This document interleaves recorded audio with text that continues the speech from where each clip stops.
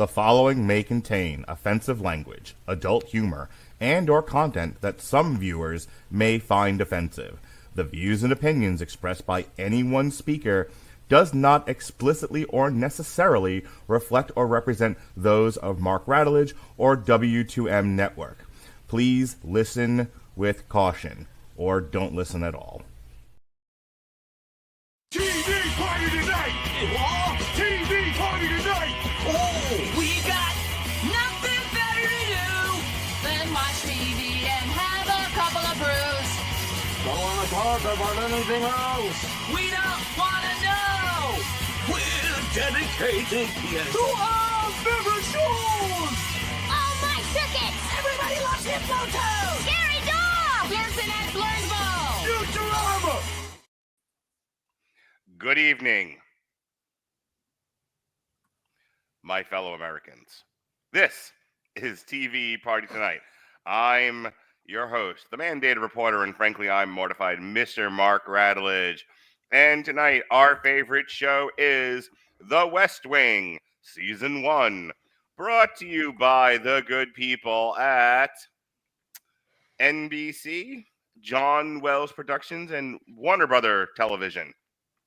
The West Wing is an American political drama television series created by Aaron Sorkin, you know, that talkie motherfucker, that was originally broadcast on NBC from September 22nd, 1999 to May 14th, 2006. This series is set primarily in the West Wing of the White House, where the Oval Office and offices of the presidential senior personnel are located during the fictional two-term Democratic administration of President Josiah Bartlet. It stars an ensemble cast of Rob Lowe, Dulé, Allison, Janney, Richard Schiff, John Spencer, Bradley Whitford, Martin Sheen, Janel, Moloney, and Stockard Channing. Also, all right. Joining me tonight is my brother from another mother and the man who walks me through the annals of old TV. Ladies and gentlemen, Juicy J, Jesse Starcher, come on down. Ooh-wee. Wow. I can't believe we're starting this project now. It just blows my mind that I am involved in something like this because I never thought that I would be part of it. And here I am. Which is really strange because I know how much you love politics. Oh, yes. You and Ronnie, for that long run of comic reviews that we did, were always like, why aren't there more politics in comics? I remember that. That was actually the slogan of source material for the longest time. Right. Less dirty muties, more politics. That's what I remember, at least. Not a fan. And yes, we are here today. We're gathered in the great halls of the Radulich and Broadcasting Network to talk television, specifically the West Wing, because I am a man of the people. I give the people what they want. I am your perfect partner. And Andrew Graham came to me on bended knee, 100 years ago, and said, listen, I see you and Jesse are discussing all the David Simon shows ever. So I'm asking now, and that was 2 years ago. It was. Yeah. I'm calling for 2025. He called his shot. He pointed at the WrestleMania sign and said, The West Wing. And I went, oh, Jesse's going to love that. I'm in. Ladies and gentlemen, head of our Canadian offices, Andrew Graham, how do you do? I do well, sir, and not for nothing. I was planning to do a couple of different stunts tonight regarding some Sorkinian things, either doing a walk and talk, which I think was torpedoed because of all the safety issues, and I tried to write up a monologue but kind of lost it. But I would invite all of you to gather your rosebuds, get ready to read off some resumes, say really a few times, and ask and mention how long it would take someone to actually hate you as we get started on this entire journey through the West Wing. I only have one question for you. I only have one question for you, Andrew, and that is, will you regale us with your deep knowledge of national parks? And you know why that makes it important? It's a good place to hide your body. Oh, God, did I say that out loud? Speaking of bodies, he says the quiet part out loud. Ladies and gentlemen, he wasn't invited. He invited himself, but we're glad to have him. The President of these United States of America, ladies and gentlemen, Dorian Price. How do you do, sir? Not too bad. My fellow Americans, we're here today to talk about a very great TV show. I'm mixing like 4 presidents in this voice and this movement right here. It's gonna be one of those kinds of shows. Okay, if the FBI busts in and this whole feed of mine goes out, at least we'll know why. Just no, remember, I'm a fighter. We're gonna get Right. those folks. So Andrew, Think of a Kate. You must brainify. Brainify. More Ouch, George it hurt. W. Bush, but whatever. ouch, it hurts. Andrew, you have seen Jesse and I talk the David Simon. You have seen us talk the Wu-Tang Clan, the Orville, Legion, Krypton, just all manner of television nonsense. Why are we here, Andrew? Why are you making Jesse and I do this? Because it has twice the amount of episode count as anything you did last year, and I figured extended torture would be a lot of fun. I deserve that. I agree with the Prime Minister. I agree with the Prime Minister of Canada. Yeah, and we're staying that way. Hoping. Okay, so kind of around my thesis on where this happened, I think one of the reasons, beyond the fact I'm a big Aaron Sorkin fan, recognizing that he does have his flaws, is I thought he was kind of an interesting candidate for this kind of long-term kind of works review project, because he has a very, even regardless of topic, he has a very unique voice in the way that he writes. He has his characters speak, the way the characters interact and things like that. I think would be kind of interesting fodder for this, because I think I listened through probably about 3/4 of the David Simon podcast, and obviously I was part of Generation Kill, and I haven't watched enough David Simon to kind of pick up on his particular voice. Obviously he has a set of subjects that he pays a lot of attention to, an approach and a perspective that he takes there.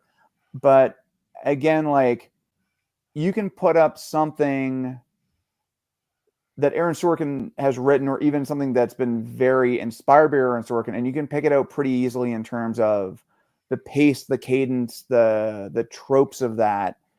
And I think it would be interesting, one, to look at that from a point of view of just that kind of style. And then two, the second part is, and we'll get to this and see if we can work in our triple feature. And once we get to the newsroom, we can talk about how that creator has actually changed. We even get to look at, when we go through the West Wing, halfway through the series, Aaron Sorkin leaving and somebody trying to pick up the baton of that work going forward. So I think it has a lot of good, interesting fodder. I think I've always watched these stories. I mean, when you're reading off a little bit on how I ended up here, my parents were big John Wells fans, so they were like, ER was like Thursday nights in my house. So as soon as, a new John Wells show got announced, it's like, oh yeah, we'll definitely watch that. And then, of course, 7 years later, we're watching all of the West Wing. And then the West Wing's kind of turned into Alicia and my's kind of background show, because, when the kids are around, there's not a lot of violence, a lot of bad language, anything like that. So we can just put it on the background, be perfectly comfortable, and still, like, it's both of them we can have on the background, but if you pay attention to it, it's still kind of mentally stimulating enough for you to be entertained. So you're not the kind of father who makes his son watch clips of Bad Lieutenant on YouTube? Not so far, no. Okay, just wanted to check. We leave that in your very capable and experienced hands, Mr. Radulich. Speaking of being in your hands, Dorian, you were not initially slated for this. This was sort of Andrew's thing, and and Jesse and I are the tag team. So it was kind of, Andrew Graham is the Ultimate Warrior, and he's teaming up with the Road Warriors for a Survivor Series match. And then here you come, the Texas Tornado. Why are you here? Well, this is one of my favorite shows of all time. It's one that I go back to all the time. Wow. Yes, that I quote a lot. I actually ran into it. I was dating this girl in college, and she really loved it. We watched the first season playing the West Wing drinking game. And oh God! About halfway through, and about halfway through, we got alcohol poisoning. After we stopped having sex, we turned back to the show. No, but I really got into it because, like, I'd seen clips of it, and I'd seen pretty much ever since the show hit. I think it's about its third season. Every time we had a presidential election, even if we liked somebody who was in the running, there were Bartlet for president, whatever the year was stuff. And I'd seen that and I knew it was from this show. And I also enjoy Martin Sheen's comedy as well as his drama. So I have watched every season of this show, every episode at least 2 times. Wow. Sometimes I go back and I hit my favorite ones. Also, as a director and a writer, this show is so perfectly, in my opinion, we'll get more to it in the craft review, of course, but is so beautifully put together that you care about the characters in a situation that normal American people normally wouldn't. Like the people who run the government, even if we voted for them, are usually the people we're upset with because things aren't moving the way we want them to move, how we expect the promises we were made during a campaign. Those are not coming true. And so these people are usually the bad guys. But Aaron Sorkin and his team and the actors that brought the characters to life created characters that I considered for about all of 30 days, but going into political science because of how well they'd nailed this. And so that's why when I heard that you were doing this, I called you and was like, is there any chance that I could be on this? For the next season, there's a location around me where I live that actually has a fully built Oval Office. And I was going to be able to film in it today, but we had some scheduling conflicts with their manager and their security team. So hopefully for season 2, I will be sitting behind the desk and still. Nice. Ron Butterfield wouldn't let you in? Right. I didn't clear security. Apparently it's like long-haired hippie. Pull that hair back and put a suit on and we'll talk. It's actually kind of hilarious right now. Dorian, I'm going to ask you to do this afterwards. Go look up a picture of a man named Pierre Polyev.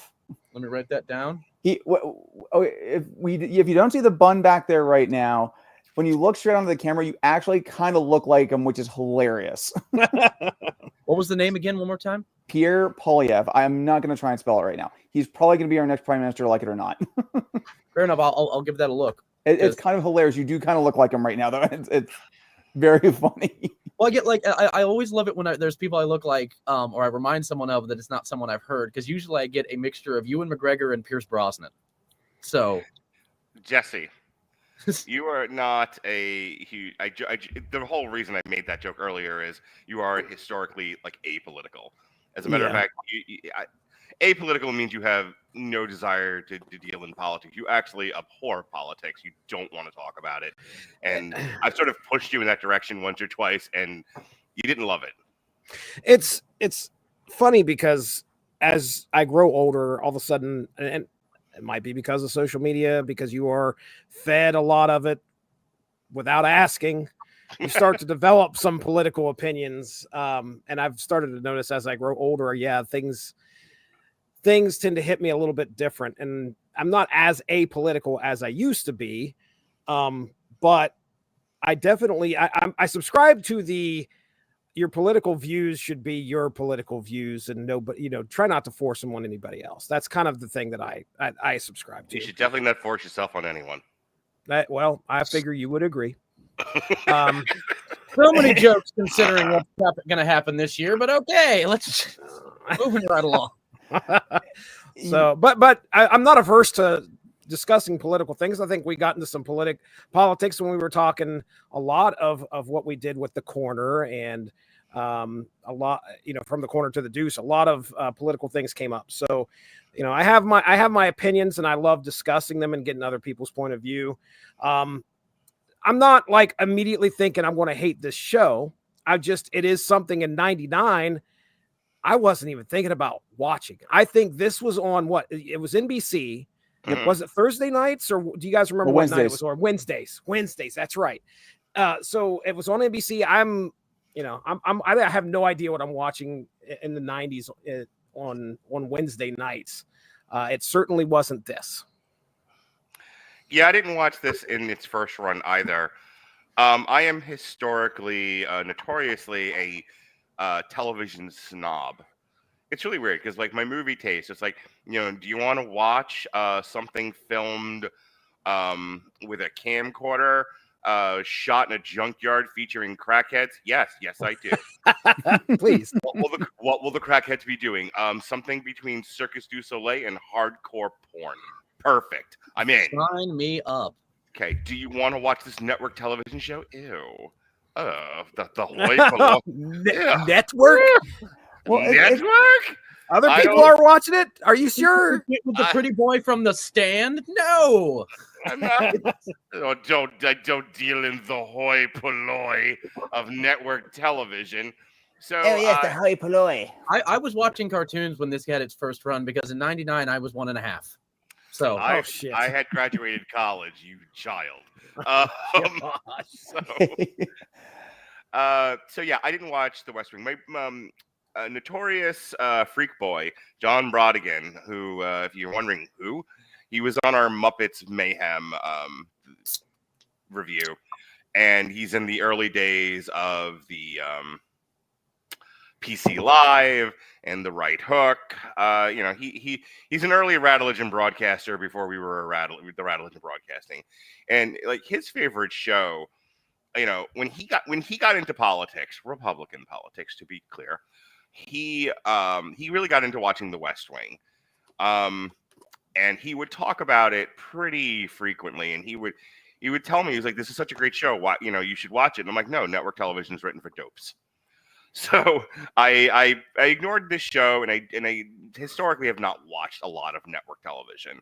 So when Andrew was like, "Let's do The West Wing," I wasn't necessarily adverse to the idea, but I was skeptical that I was going to like this. And I will tell you, I'm going to throw this out there, and then I want to talk about Aaron Sorkin for just a little bit, and then we'll get into the show. But I will tell you that when the first couple of episodes of this, I was like, "Damn you, Andrew." 22 episodes of this. The wrath and the what's it from high atop the thing. This is going to be a slog. I'm like, oh, God. Since it's a political thing that the president's involved in, Mark wanted to drive to Andrew's house in a very disheveled suit, grab him, and go, "Get off my podcast." Those of you who don't know that joke, is from Air Force One. Go watch it. It's a good movie. Let me tell you, Awesome movie. There were moments in the first couple episodes, I'm just like, maybe I should go back to watching Star Wars shows. And then It wasn't that bad. Come on. And then about episode 4 or 5, it found its footing, and I was hooked. And there were definitely a lot of emotional ups and downs with the show, and I'm in it for the long haul now, and I actually see the value in the show now. You talked about Aaron Sorkin, and if you don't know who Aaron Sorkin is, you should. He wrote some of your favorite movies, like Charlie Wilson's War, which is awesome. The Social Network, and now everyone hates Mark Zuckerberg, so that's good. Moneyball, which clips you've seen on TikTok, which will be banned Sunday. Steve Jobs, Molly's Game, The Trial of the Chicago 7, he wrote and directed. It's on Netflix. Go watch it. It's fucking awesome. It was nominated for a bunch of Oscars. Should have won more than it did. It is really, really good. I am mad at myself we never talked about it. However, let's not forget A Few Good Men. Yes. The 1992 A Few Good Men, he was a writer on. I skipped it because I've never actually seen it. Okay, see, this is why we need to do triple feature now. Right? Yes. Because I've never actually seen A Few Good Men. But we did. Not to get off track, I literally watched it this year finally because I've heard that you can't handle the truth scene like 1,000 times, and I'm not a huge Tom Cruise fan. Wait a minute, A Few Good Men. I'm thinking for whatever reason I'm thinking of An Officer and a Gentleman. My God, I've seen A Few Good Men. It's like one of my favorite movies. I'm dumb. Hey, I was like, hey man, hot ass Demi Moore is in that. I'm right? very tired. Sorry. It's all good. It's all good. I was just like, wait, you've never seen? Okay, well, I mean, there's weird movies that everyone thinks I've seen that I haven't. Yep. But no, I finally watched it this year, and it's Andrew, it's really good. If you get a chance to I've seen parts of it. I've just never actually sat down and watched the entire thing all the way through. I actually just finally, I think last year, when we were in the middle of a West Wing kick, decided to go watch The American President, which is kind of cold run on West Wing. That's the one I haven't. Yes. I've seen A Few Good Men a whole bunch of times. It's like it's one of my favorite movies. The American President. If I've seen it, I've only seen parts. I would say for that one, watch The West Wing first, and then go back and watch that, and then kind of take it as kind of this interesting dry run. The last movie he wrote and directed was Being the Ricardos, which Robert and I reviewed on Damn You Hollywood. It's not perfect. It's not terrible. It's just sort of firmly in the middle of okay. Television shows. We will be eventually talking about Sports Night, and we'll have Gavin Napier on for that. That's 2026. But he also did The Newsroom, which we'll be talking about later this year, which I really, really liked, but I know it drove some people with a more conservative bent right up the fucking wall. Well, this show did that too. on as the seasons got on. Like they tried to have a good bipartisan situation happening between the Democrats and the Republicans, but there were times that they had to take swings that were honest, and this show did the same thing. But yeah, definitely Newsroom was like the starting gun of the war. So it comes off so quaint now. I'm pretty familiar with Aaron Sorkin's stuff and his style, and having, the last thing I saw of his be the Newsroom, I knew more or less what I was getting with the West Wing. Jesse, after having read that list, did it connect with you at all as far as a familiarity with Aaron Sorkin, or have you not seen a lot of his stuff? Yeah, I'd say I haven't seen a whole lot of what you just listed off there. You mentioned how, some of his dialogue and some of his traits coming through his writing, he's all brand new to me pretty much. So I've got a fresh slate to figure out who Aaron Sorkin is here. A Few Good Men, I think I watched forever ago. But yeah, looking at that list, I pulled it up here just to kind of go through it, and I haven't watched much of any of that. When we're done here, go watch Moneyball. All right. Yeah, I've heard it's really good. I got to jump in on. Oh yeah, go ahead. Fun thing about, actually, I got about 4 good points I want to make, because we're 20 minutes in, we haven't talked about the show, and there's already great conversation going on. But fun note on A Few Good Men, that was actually a stage play first. Yes. And if you ever want to have some fun, go look up the Wikipedia and then think about being in a theater and watching Ron Perlman play Colonel Jessup, which happened. And it's kind of funny. There's a bunch of actors who we'll see in this show, actually, like Clark Gregg, a couple of actors who will come onto the main cast later, who all had bit parts in, or rotated through A Few Good Men at one point or another. Another thing I wanted to hit up really quick was, Mark, kind of your comment on West Wing relative to network TV. And I think this one's kind of interesting because it's kind of just on the verge of peak prestige TV. Like, this thing basically dominated the Emmys for the first 4 years, until basically The Sopranos showed up and fully ushered in that era. And it kind of did a bunch of dry runs in terms of like running storylines and things along that line that really kind of, again, took us into the peak TV era. Lastly, I do want to talk about kind of the politics thing just for a minute. And I mean, I think, I used to watch this because also, when I was like 15, which ages me terribly compared to Dorian, but at that point, I was actually a bit of a political junkie even then, before it all became exhausting. So that's definitely an element. The other interesting thing is that I still do listen to a number of politics podcasts, not so much the back and forth, but a lot of the behind the scenes, the communications, the strategy, the kind of we'll call it the art of politics. And the West Wing is both loved and hated by all of those people. Really? Because it is, because I think in some cases it's they made that look way too easy. But on the flip side, phrases from it have also become political shorthand.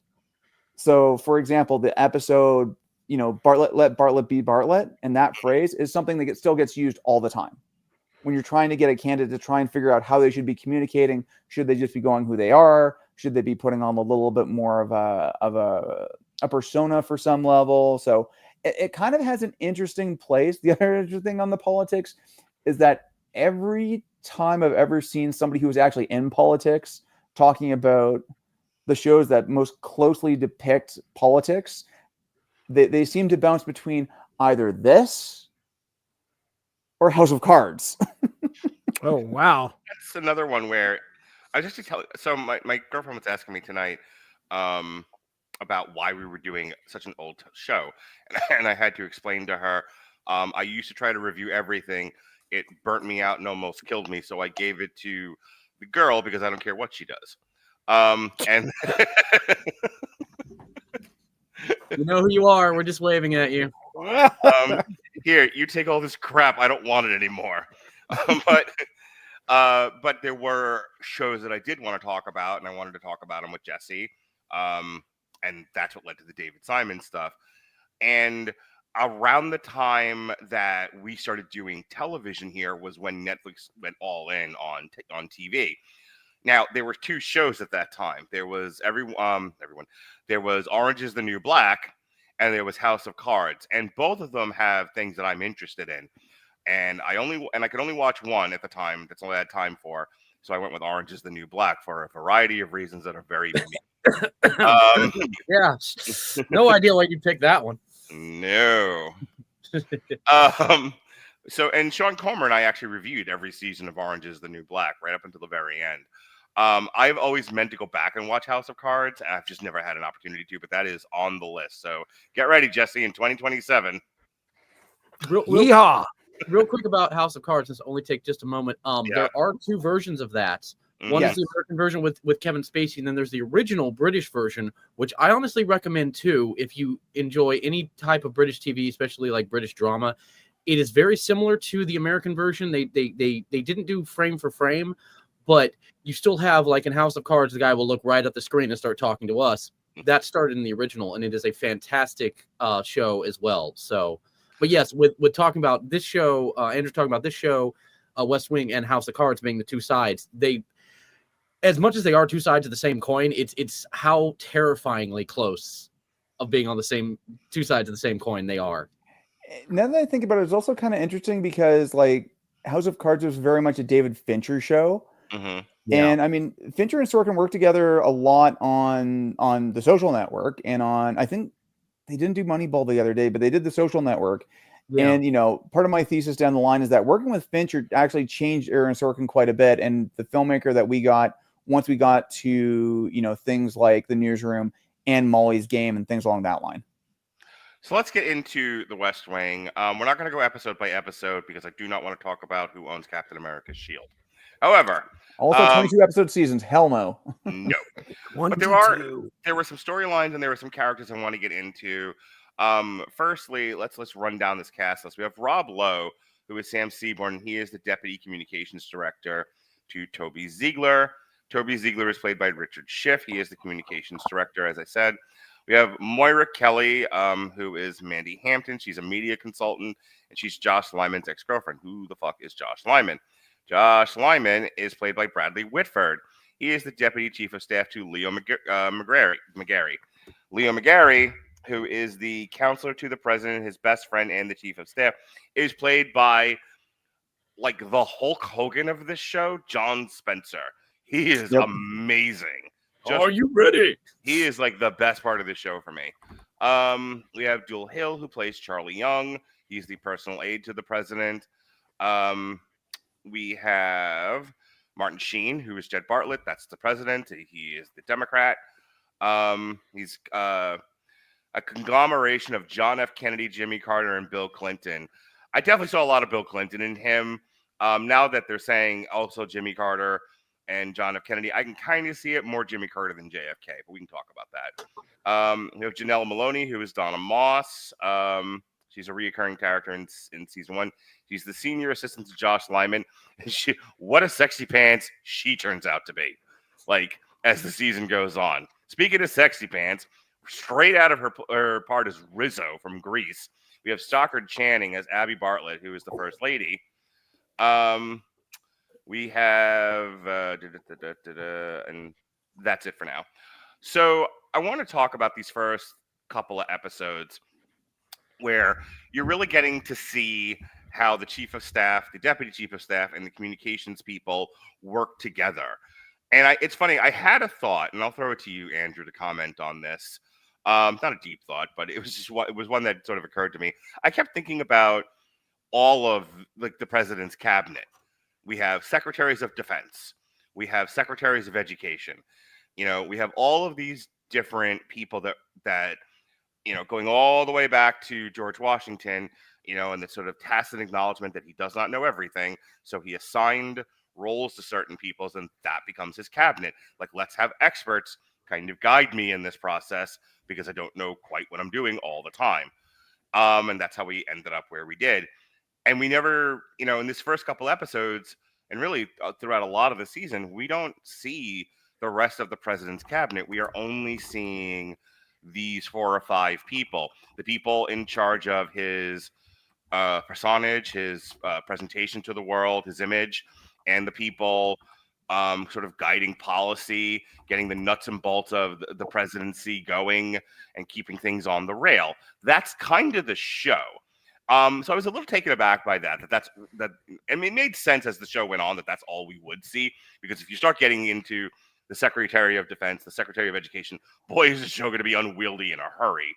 But that's kind of my first impression of this is a very focused group, or this is a show that is focused on this small group of people and what they do and how they guide a presidency.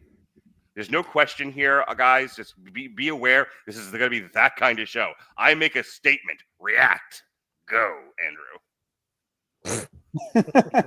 Well, no, definitely, Mark. So that actually goes back to the original thesis of what the show was going to be, which was basically it was going to be focusing more on that staff, so more along, Sam, Toby, Josh, Donna, Leo, and then really Martin Sheen, even though he was a regular, was only supposed to do a walk-in. Like, very similar to the first episode. The original thesis was going to be, we're going to get Martin Sheen in for the 5 minutes of this episode, have the rest of the show rotate around him without necessarily seeing him. And then, of course, you realize that, holy shit, we got Martin Sheen and he loves playing this role. Let's continue to write for him. Well, that's why, like, even in the credits itself, it would always say, and Martin Sheen, because he was supposed to be an ancillary side thing. It was supposed to be about the West Wing office. Absolutely.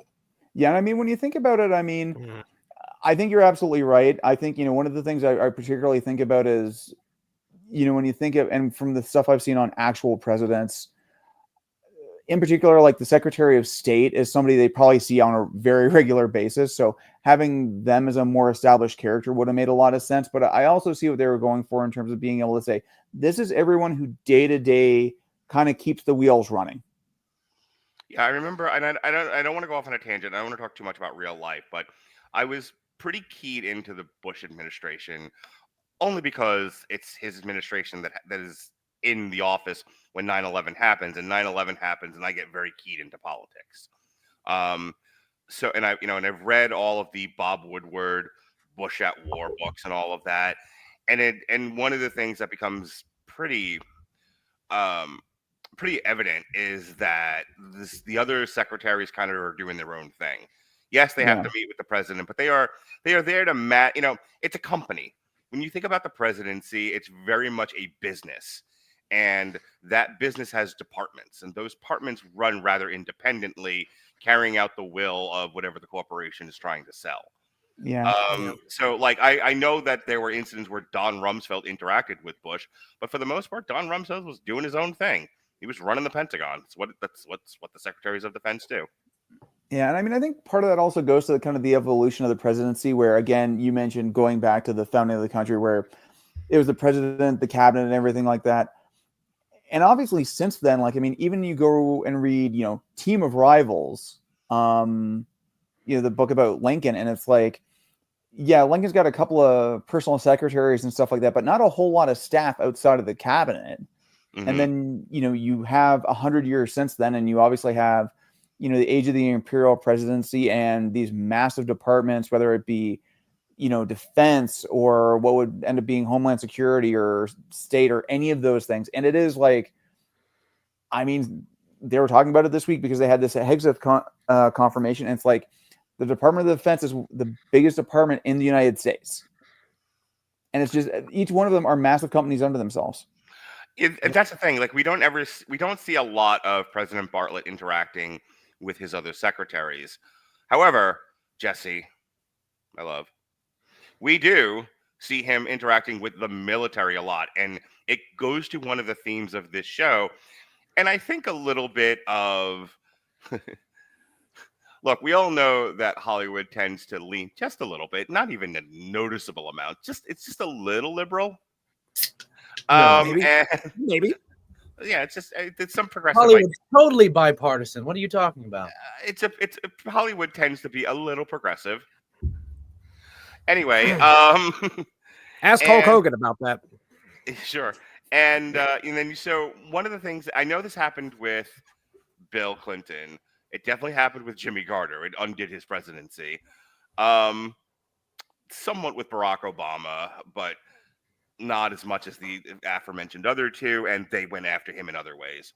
He's not fucking born in Kenya. Just anyway, just gonna throw that out there.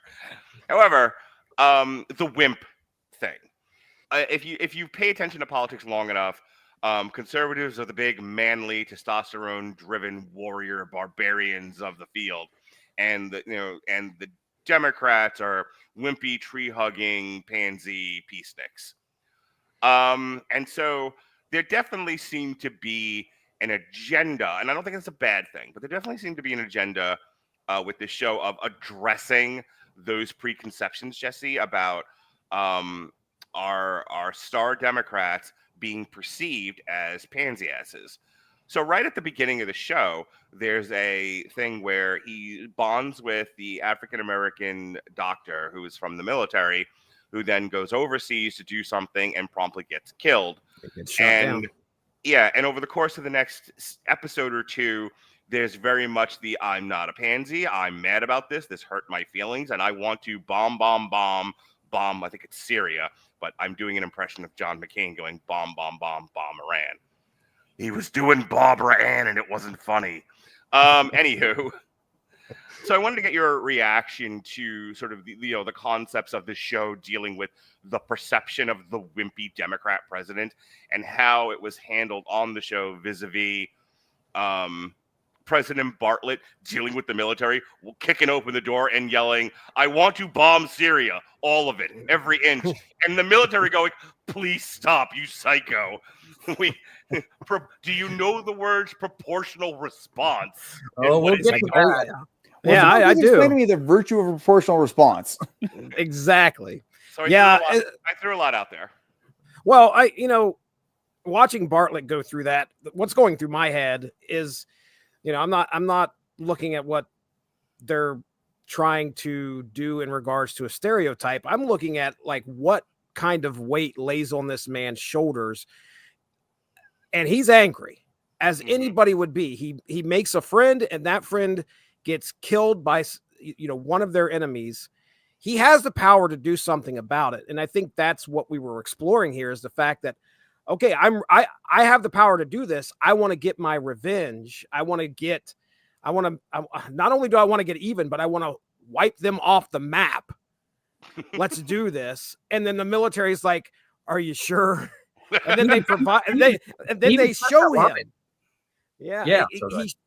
They show him like, "Okay, yeah, here you go. Here's what we can do. This is what's going to happen. You need to understand that we're also going to cut off routes for medical supplies for the innocent civilians that are going to be." And at it kind of, for me, it's shown a light on this character of what he has to deal with and the decisions that he has to make. And that's a lot of what this series is about making big decisions that affect a lot of people. Mm-hmm. And yeah, you may feel like you need to dispense some righteous justice to make sure that nobody messes with you again. But you have to consider what you are going to do, because it is not just going to affect those people alone. And I think that was those first 3 episodes that you're talking about there. That's kind of what stuck out to me. I love how at the end of the first episode, just like you guys were talking, we don't see Bartlet at all. Everybody's like, "Okay, when's the president going to show up? When's the president going to show up?" And he shows up for like 5 minutes. I was like, "Oh, that's pretty brilliant." Right? But he had a scene. Oh God. Yeah, he did. I am the Lord your God, and you shall love no other gods before me. Boy, those are the days, huh?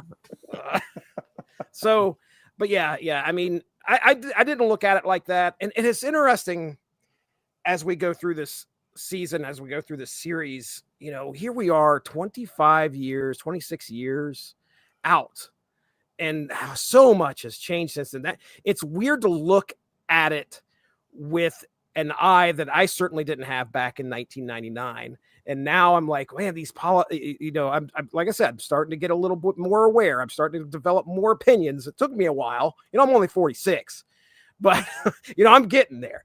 You're a child. Yes.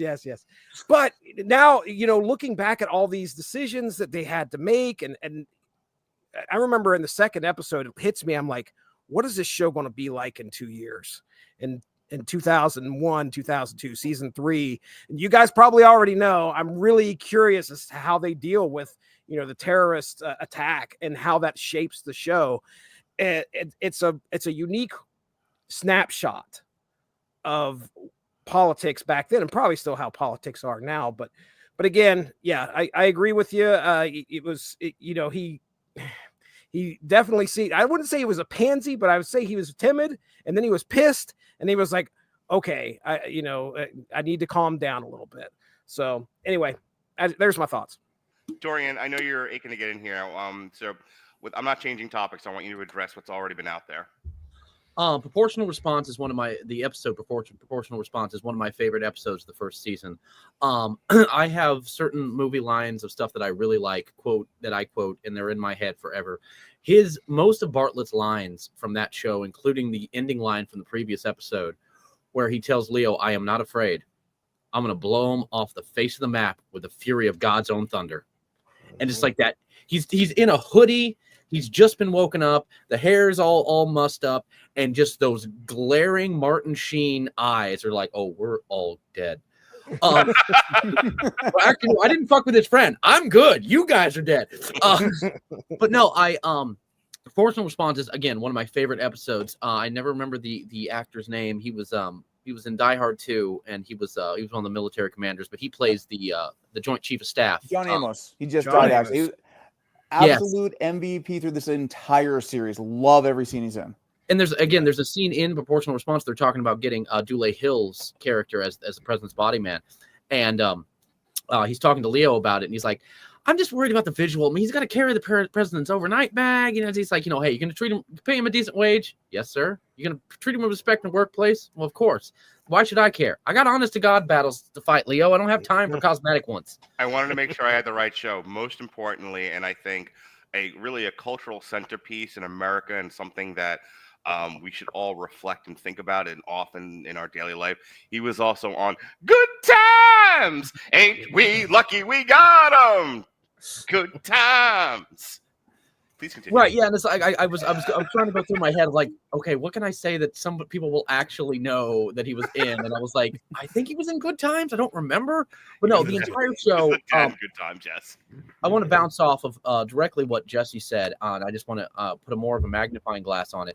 One of the beauties of these episodes is introducing President Bartlet, and obviously at the end, his first episode, smacking down those fundamental Christians. Now, again, I was raised in a very crazy fundamental fat ass out of here. Right.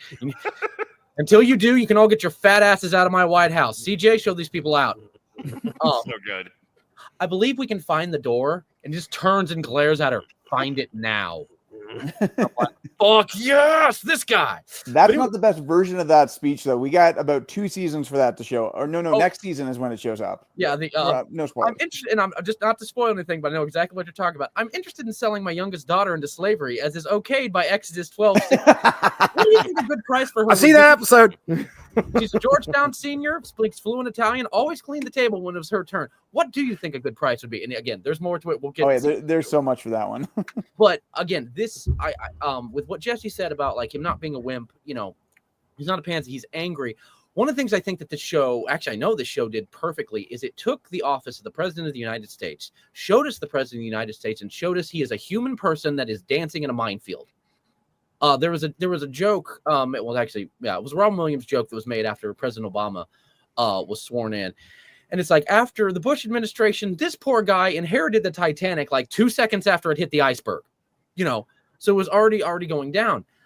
President Bartlet, and I think one of the reasons that people keep coming back to the show, there was a reunion where they did a stage version of the show about an episode about voting, which again still brought even younger audience members in, is that we see that President Bartlet is at his core a human being. He's a very intelligent man. He's much more intelligent than a lot of, the people that we would roll around with in everyday life, let alone our politicians. But he is still human.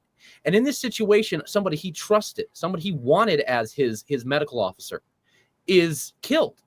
And he's sitting there going, again, I love, and I'm not going to quote the whole thing, I do have it in my head, but the whole proportional response scene when he's talking with the Joint Chiefs. What is the virtue of proportionate response? We do that, they do this. It's the price of doing business. It's factored in. what are you suggesting then? The disproportional response. You kill an American, any American, we don't come back with a proportional response. We come back with total disaster. And I'm like, okay, I know you're wrong, and we're going to have to deal with this later in the episode, but I'm kind of with you. And John Amos does bring up to him, it's like, we'll carpet bomb this and that and blah, blah, blah. What this will be seen at home and abroad by our allies is a extreme overreaction by a first-time commander-in-chief. Yeah. And then right after that, he asked if anybody has a cigarette. But the best part of the episode, and I don't want to jump ahead with your conversation too much, is the knockdown drag out that John Spencer has with Martin Sheen at the end. Yep. You think that ratcheting up the body count is going to act as a deterrent? You damn right I do. Then you are just as stupid as people that think that capital punishment is going to scare drug dealers, as if drug dealers don't live their day-to-day lives with the idea that they'll be assassinated, and their assassinations are a lot less dainty than ours.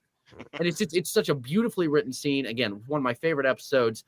I love how they capture it, and I want to wrap up what I'm saying because I don't want to get quote the entire season.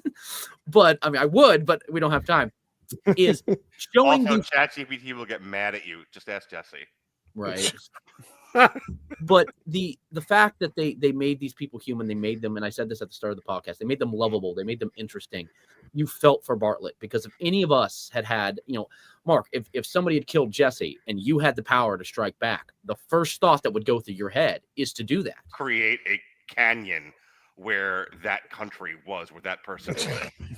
Buy that canyon, turn it into a tourist location. Money. Find the family of those who killed Jesse. Kill that family. Kill the family of that family. Kill everyone they've ever met. Kill the grocer they bought their eggs at. I feel like we're going to start quoting Man on Fire here. Oh, goodness. I would if I had seen the movie, but such is my love for Jesse Starcher. I'm just going to put that out there. I got to jump in on one thing here. Really quick, because I want to talk about the confirmation storyline. Absolutely. I want to jump in on one thing because I think, Dorian, you've hit on one of the key elements, key themes of this, which is the weight of this office. Yeah. I mean, I can't remember what season, but they do make the comment. It's like, have you guys seen the before and after pictures coming out of these presidencies? Like, never mind the weight show. Have you seen real life? Oh, no, yeah, I was going to say, yeah. Look at Obama in 08 versus. Oh, my God. You took the words right out of my mouth. Like, you can read my mind. Like, Obama wasn't fat or anything like that. He's the thinnest of the presidents of the last 40 years. However, he looked healthy. He walks in like, "Hello, America. How are you? Fantastic." And by the end of it, he's the old man running off Yosemite Sam's pirate ship, going, "I was a man once." But Bill Clinton's fucking Porky Pig ass walked into that with a cheeseburger in one hand and a fucking wet dildo in the other. By the end of it, he looked like he had gotten HIV. My God, what that president does to people. Could you imagine what would have happened if Hillary Clinton had become president? By the end of it, she'd have been Mad Madam Mim. No, worse. She wouldn't have been Mad Madam Mim. She'd have looked like fucking Emperor Palpatine in Return of the Jedi. Yes. We need to pass Social Security from. Do it. Execute Order 66. The weight of the presidency is definitely something that comes up a lot, and I think it gets conveyed so well throughout Martin Sheen's performance. Yeah. I think once we also get into other seasons, we start to also talk about the weight that this bears on the staff, if virtue of only by lifestyle, but we're going to leave that for another time.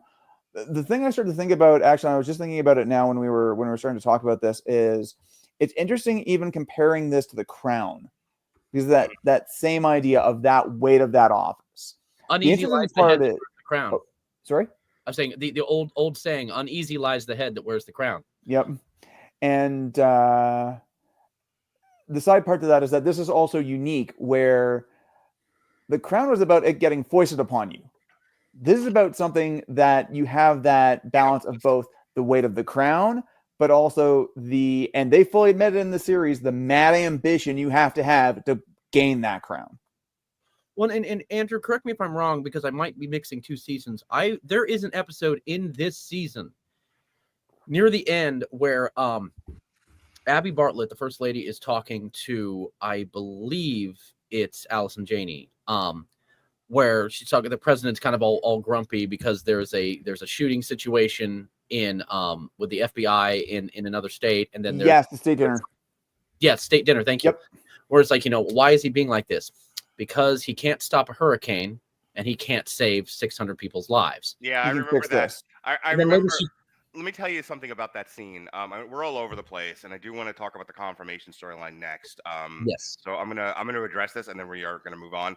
But that because there are certain I'm not the president of anything. I have friends in a podcast, but I have definitely the scene where he's powerless to stop a hurricane that's going to capsize some Navy ships. And they're like, we have one of the sailors on the line, and all he can do is talk man to man and be decent. There's nothing else he can do. The situation is utterly out of his hands, but he still has to be the president. He has to show poise. He has to show courage. He has to show dignity and compassion. And then, and then to be that sailor going, I'm probably going to die. There's nothing I can do here. The last voice I'm going to hear is the president of the United States talking to me like, so how are things? Yeah, but even then, he still goes for the joke where it's like, well, I don't know, man. I think you got a bad deal. I'd ask for my money back if I were you. And that sailor is everybody I've ever met in that position going, oh, he's making a joke. Yes. Well, again, I love to wrap that whole thought process. I love what Abby Bartlett says to him. Is like, one thing you can't do is save everything. But God, I love watching you try. Yep. I got to come back to Stockard Channing and his relationship. But so there's a storyline here where, and I love this. I love the way this starts because Josh Lyman, I want to make sure I have the characters right. Yep. Josh Lyman. Where is he? Yeah, who is played by Bradley Whitford. He's the deputy chief of staff. I love his character. Yep. He definitely has some character traits that I find very amusing and very entertaining. And it starts off with, I got it. Because he's talking about confirming a chief justice of the Supreme Court. I need 5 minutes or so to kind of explain to the people how important this process is and how, it is one of those Halley Comet moments where if you don't take advantage of it, you're never going to get another chance. Supreme Court justices stay on the bench for 1 billion years. They never retire. They turn into ents. And it's just they're just fucking trees. So when one of them finally decides, when you've convinced one of them to get out of the goddamn bench, and you're dragging them away, kicking and screaming because they don't want to leave, and you're president at that time, hot bananas. This is a once-in-a-lifetime opportunity. And here's the thing. If you want a conservative country, you need more conservative judges than not on the Supreme Court. You want a liberal progressive country, you need more of them on the court. So there is a concerted effort and interest going all the way down to state and local elections to get people in a position of power to put judges that reflect your political agenda on any given bench.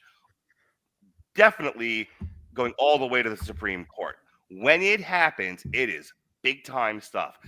And here's the thing. Your opposition party does not want your judge. Not even a little bit. They used to. Yeah. So now every time somebody gets nominated for judge, so you find a guy, he has no maladaptive behaviors. He has no crazy positions. He hasn't done anything wrong. The man eats apple pie, buys Girl Scout cookies, walks his grandmother to church, and has been touched by the hand of God. And there's people who are paid to go, and find out what his kinks are. Okay, we have to somehow discredit this guy so we can say he's not good enough for the goddamn bench. It is a position nobody wants, but and something that I love about this show is how much they take seriously being in the service is. And I don't mean the military service, I mean government service. One of the things I think is kind of lost actually in our current culture is the importance of civil service. People seeing the importance of it, feeling the importance of it, and saying that you should go to school, get a career, make some money, go into government service, and go back and give away all your money. That kind of a thing. And definitely one of the elements and themes of the show is how important everyone takes being in the civil services. So going back to the judges thing, and I will shut up and move this into the conversation with you guys, is they have an opportunity to appoint a Supreme Court judge. And the reason why I mentioned this is sometimes difficult because they go out of their way to discredit these people is Josh Lemon goes, I've got it. I've got the perfect judge. There's nothing wrong with him. We have vetted him inside and out. Jesus came down and vouched for him. It's a whole thing. We will have the easiest confirmation process possible. And this is a reflection of things that have actually happened in the last 40 years of televised politics, where we've had one or two Supreme Court judges that went through a confirmation process that was an embarrassing shit show. So the show reflects that and going, okay, if these people in real life had seen that before, they would go out of their way to make sure nothing's going to go wrong this time, not tonight. And they are given, Rob Lowe receives I think it was like a position paper or something. No, it was something along the lines of he wrote something on the jacket of a book that has some controversial opinions. Yes. It's about privacy. Yeah. And they sit down and they talk with him. And aside from that, we have the outgoing Supreme Court justice that was like, you had an opportunity to put Mendoza, a Hispanic man with, these wonderful accolades to his name, on the bench, and you went with the safe blonde white choice, you pansy. And there's that word again. And so the storyline basically is they try to push what they think is the best, easiest, safest candidate. It blows up in their face. They end up pushing for Mendoza, who's a giant pain in the ass, and at some point in the future will get himself arrested because racism. Eventually, he does get confirmed, and it's great. But it's an interesting storyline, Andrew, and then Dorian, and then Jesse. And I really did enjoy, you could definitely, if you've been paying any kind of attention to the news for the last 40 years, you can see a lot of stuff that actually happened bleeding into the writing of this show. And I actually do think for a liberal progressive type network show, it actually handles the stuff fairly even-handedly, the way, in the sense of this is the way humans would behave in this situation, which is why I don't throw my shoes at the television every 5 seconds watching this thing. Oh, for sure. I mean, I think the Mendoza confirmation is probably one of the real high points of the first season. It's where it does start to get into these very heady ideas. And if I remember right, Sam has this entire speech about, because if I remember right, the position paper that had the first judge removed was basically because it was around privacy. And he was making an argument about how much privacy is the next 20 years, the internet, everything like that. And oh my God, was that ever prescient? Right, dude. I wrote that one down when it was said. I was like, wow. And also, I mean, that's probably first. That's probably a couple of episodes I probably should have rewatched. I mean, the other one I think of is going back to Celestial Navigation, which is the episode you referenced where Judge Mendoza, played by Edward James motherfucking Olmos. That is the only way I can refer to that man. Some days you just got to roll the hard 6 for those Battlestar fans out there. But, he gets himself into some level of trouble and they have to kind of semi-bail him out, which I think most people who ever looked at that with a brain actually said, no, what they're doing is incredibly illegal, and that would be a bigger scandal than Mendoza getting thrown in jail. Yeah, for the record, you can't, as a government official, I don't care who you are, walk into the county jail and go, release that man, you racist pig. You would be arrested next. No, exactly. But it's like, it talks about the way of that process, and the fact that, again, it turns into a real dog and pony show where it's like, those people have to be incredibly well behaved because every single thing they've ever put to paper is going to be out there. But on the flip side, Mendoza's like, no, I have this position. I have this opportunity. I'm going to use it. And I'm going to speak my mind. And you can just see, I can't remember which episode it is. It's one where CJ does the jackal, which apparently is the thing that Allison and Janney actually just did as a party trick. And Toby, who got put in charge of this process, relief is when it's finally done. Yeah. Dorian, your thoughts on the confirmation process storyline? Absolutely love that storyline part. Again, Edward motherfucking James almost. Now, see, funny thing is, I don't think him as Battlestar Galactica. I think of him as my when I think Edward James almost, I think of him as my favorite character from Blade Runner, the guy who makes the origami. Always has one of my favorite lines in that movie. It's a shame she won't live, but then again, who does? So yes, Edward James motherfucking almost. I really liked how they dug into I'm even going to call it backdoor racism. That it wasn't wasn't so blatant, but it was obvious. And for many people I know, especially people who were going into high school at the time, 99, the show was coming out, gave them a new look on, like, man, this shit does happen even in government. Wow, we suck. But at the same time, it's watching the characters, including Toby, get to grow as a character and fill in more of what he will be down the line. I wish Mendoza, Edward James Olmos, had more screen time. Yeah. Throughout By the way, the answer is not Blade Runner. The answer was Stand and Deliver. Stand and Deliver was a great movie too. Sure was. But yeah, no, it's I feel like the confirmation storyline really was great for, once again, putting a magnifying glass on these people and seeing how they are internally, also seeing how the how this situation would work without taking us through every dotting of I and crossing of T that would happen in an actual government sense. I love the old judge retiring, kind of raking Bartlet over the coals. I mean, Bartlet smacking him back and being like, dude, I have a Nobel Prize. You can go shut the fuck up and let's get your retirement underway. I was going to say that last line, like, let's go get you retired, sir. Like, how to politely say, fuck you. I think it's another reason why we love Bartlet.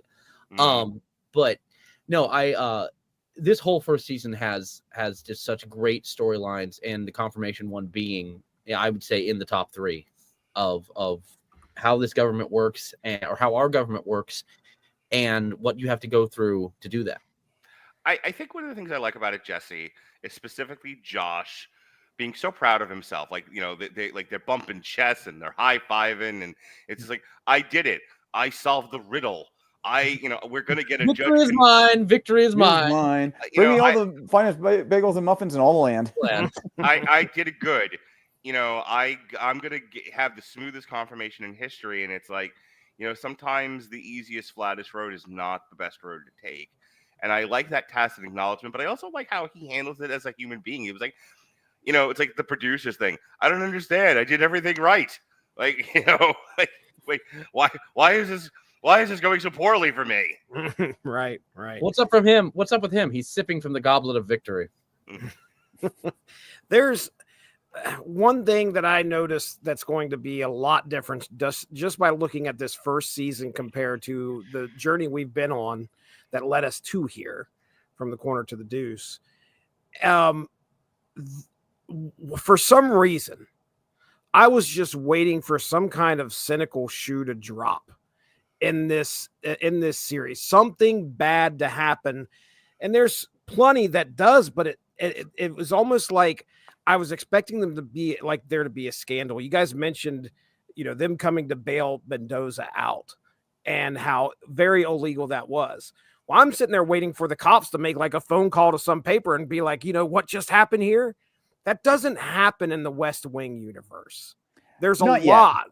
Okay. Well, I was going to say, at some point, TV viewers may have an influence as to how these stories are going to be told. I don't know what it's going to be like. These first 4 seasons are when we have Sorkin with us, right? Yes. And then it's after that he leaves. So it's very hopeful. It's a very kind of like, hey, we've got somebody in the White House here who can make real change and plans to make real change. It may not always go their way, but they're always looking at the bright side of things. And not only that, there's, the twists and turns that I was expecting for it to take like a dark, a dark road for this series to go down. It doesn't do that, which is good. I'm fine with that. It's very, it's like I said, it's hopeful. It's kind of bright. Like, okay, we want something we want this administration to succeed. So yeah, with the confirmation, I agree. They thought, Josh thought he had everything laid out there. He thought everything was going to go his way, and it doesn't. And such is politics. Well, I want to break in real quick, and Andrew, I know you probably have been thinking the same thing. I love how, even though it's this, I know this was not the plan, that Mendoza's confirmation will lead us to who takes over for Bartlet after his 2 terms were done. Not to get ahead of the story, but it kind of, without it being planned, it laid inroads. It did. That happened. That's good. That's great. That's a great way to use the writing for sure. That's awesome. Yep. And I was actually going to say, Jesse, something I think you just talked about there with kind of the lack of scandal was, I think, again, going back to the genesis of the show, is that I think specifically for the first season, they were keeping it very, very scandal free, because I think they were looking at this, and Sorkin was looking at this relative to what was going on in politics at the time, which was Bill Clinton. Right. I'm waiting for the whole Sam's call girl thing to like make this big turn in this season, and nothing really kind of happens. I mean, he runs into her a few more times. People do get the word that, okay, maybe something's going on, but it wasn't like the big thing that I thought it was going to be. I thought this was going to be one big scandal that Sam's already going to have to handle. It isn't like that, which I'm fine with. I want to talk about the gays in the military bit. One, yes, great scene. This is another example of something happening in the news at the time that the show is dealing with. I want to compare it to something, and you're gonna be like, interesting comparison, Radulich. So, Falcon and the Winter Soldier. There's a bit at the end where they clearly are trying to address the failures of government to provide for people, to adequately plan, to adequately deal with changes in the culture. And that is a very nice way of saying what happens at the end of Falcon and the Winter Soldier. And Robert Winfrey, one of the things that he's always had a problem with that final speech is that they specifically asked Falcon, okay, what are we supposed to do? And his answer is do better, which is a worthless line. And it's because the people at Marvel are just yelling their opinions at the audience. They're mad, they're disappointed, they're frustrated, and they don't really know what the answers are. So the character doesn't know what the answer is, because your characters are only as smart as you are. And so they have Falcon saying for them, do better, because it's all they can come up with. Which is the opposite of what happens here in the West Wing. And I'm using the gay in the military thing as an example of this, because the show uses as an example of this sort of thing, to where there's a tacit acknowledgement of there is no easy answer to this. There is no easy solution. There are two different perspectives, and we're not entirely sure which is the right one. And more to the point, and one of the things I love about this show is what they do to Rob Lowe in that scene, because Rob Lowe is there arguing with the military about whether or not there should be gays in the military, and the answer back is, get off your fucking high horse there, hotface. If the president were in any way serious about taking a stand on this, he'd be here there right now. Right. Yeah. He would be using the executive power, or he would be pushing for a law. None of those things are happening. He sent the deputy director of communications to have a discussion. You don't get to take the high road. Yeah. And I think that's really interesting that you bring that up in that context, after we just talked about the scene with the judge and at the start of that, because again, that's a big through line of this season, is who is Jeb Bartlet? Who does he want to be? Right. And one of the lines that I think, and I can't remember if it's in that same episode, because that's Let Bartlet Be Bartlet. Oh, no, that was 6 meetings before lunch, or was it?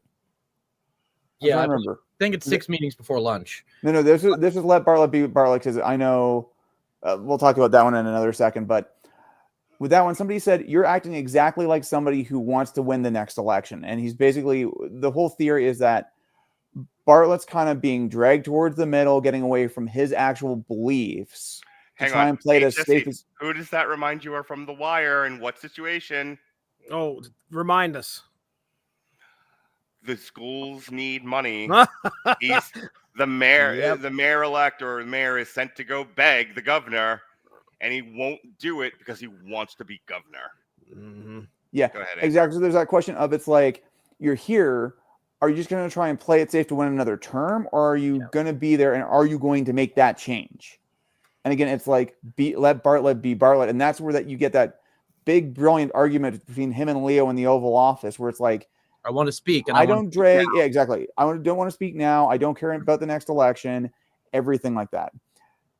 And now I have to jump on this one, since Falcon and the Winter Soldier got brought up. But the actor who argued with Josh in 6 meetings before lunch was Carl Lumley, who was Isaiah. And of course, I can't remember the character's last name in Falcon and the Winter Soldier. I didn't know that. I didn't see that. I don't want to take this into a territory it doesn't belong, and this is not the place for it. But I want to make a point of saying, it would be very easy and very brave for somebody to take a stand, a common sense stand on gun control. They don't, because they don't want to lose an election, and that's the unfortunate truth about it. Because there's other countries that have taken hard stands on gun control, Australia being probably the best example of this, said, this is what we're doing. We don't care how popular or unpopular it is. This is the right thing to do in this situation. And then we have American politicians on both sides going, I'm not taking a strong stand. I mean, there's a lot of comedians that make the joke of, well, we're not going to ban guns, but what if we banned a particular kind of holster? Or, a handle on a gun, that kind of a thing. It's like you took the wimpiest possible thing and then it gets shot down anyway. And it's funny when we talk about gun control with this show is that American Presidents, also another Sorkin thing, is a lot about gun control.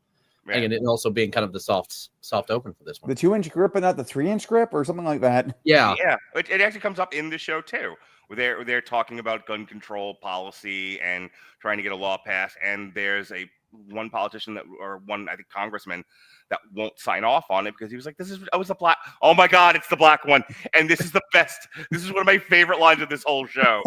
I'm sorry, I've just slightly come out of my role as like host and moderator and just gush about this one fucking scene, and Jesse knows why I'm gonna gush about this.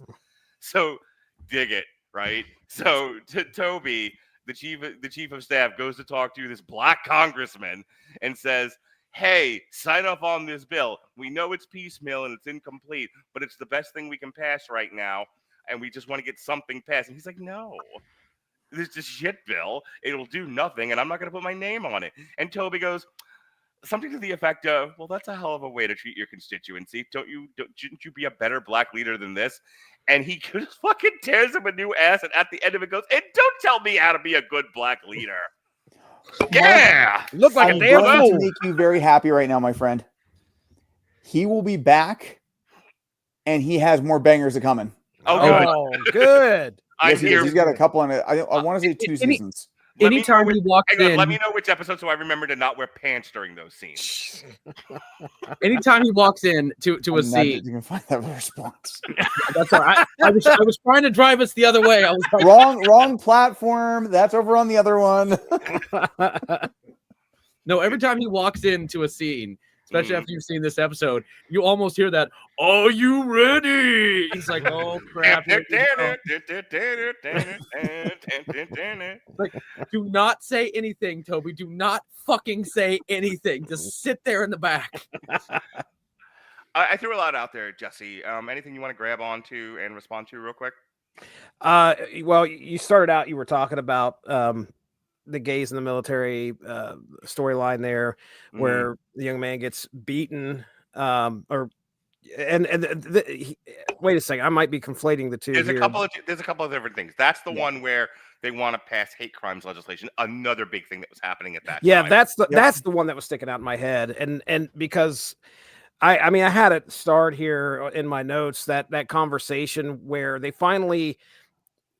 So the situation is a young man gets beaten because he's gay. He gets beaten to death. He gets stoned, and they're the White House is trying to make a decision as to what if they should bring them in, and obviously the hate crime discussion, and try to make a statement about hate crimes. And there's a lot of thought about, okay, well, I don't think the government should have they should be making decisions on what they believe people are thinking.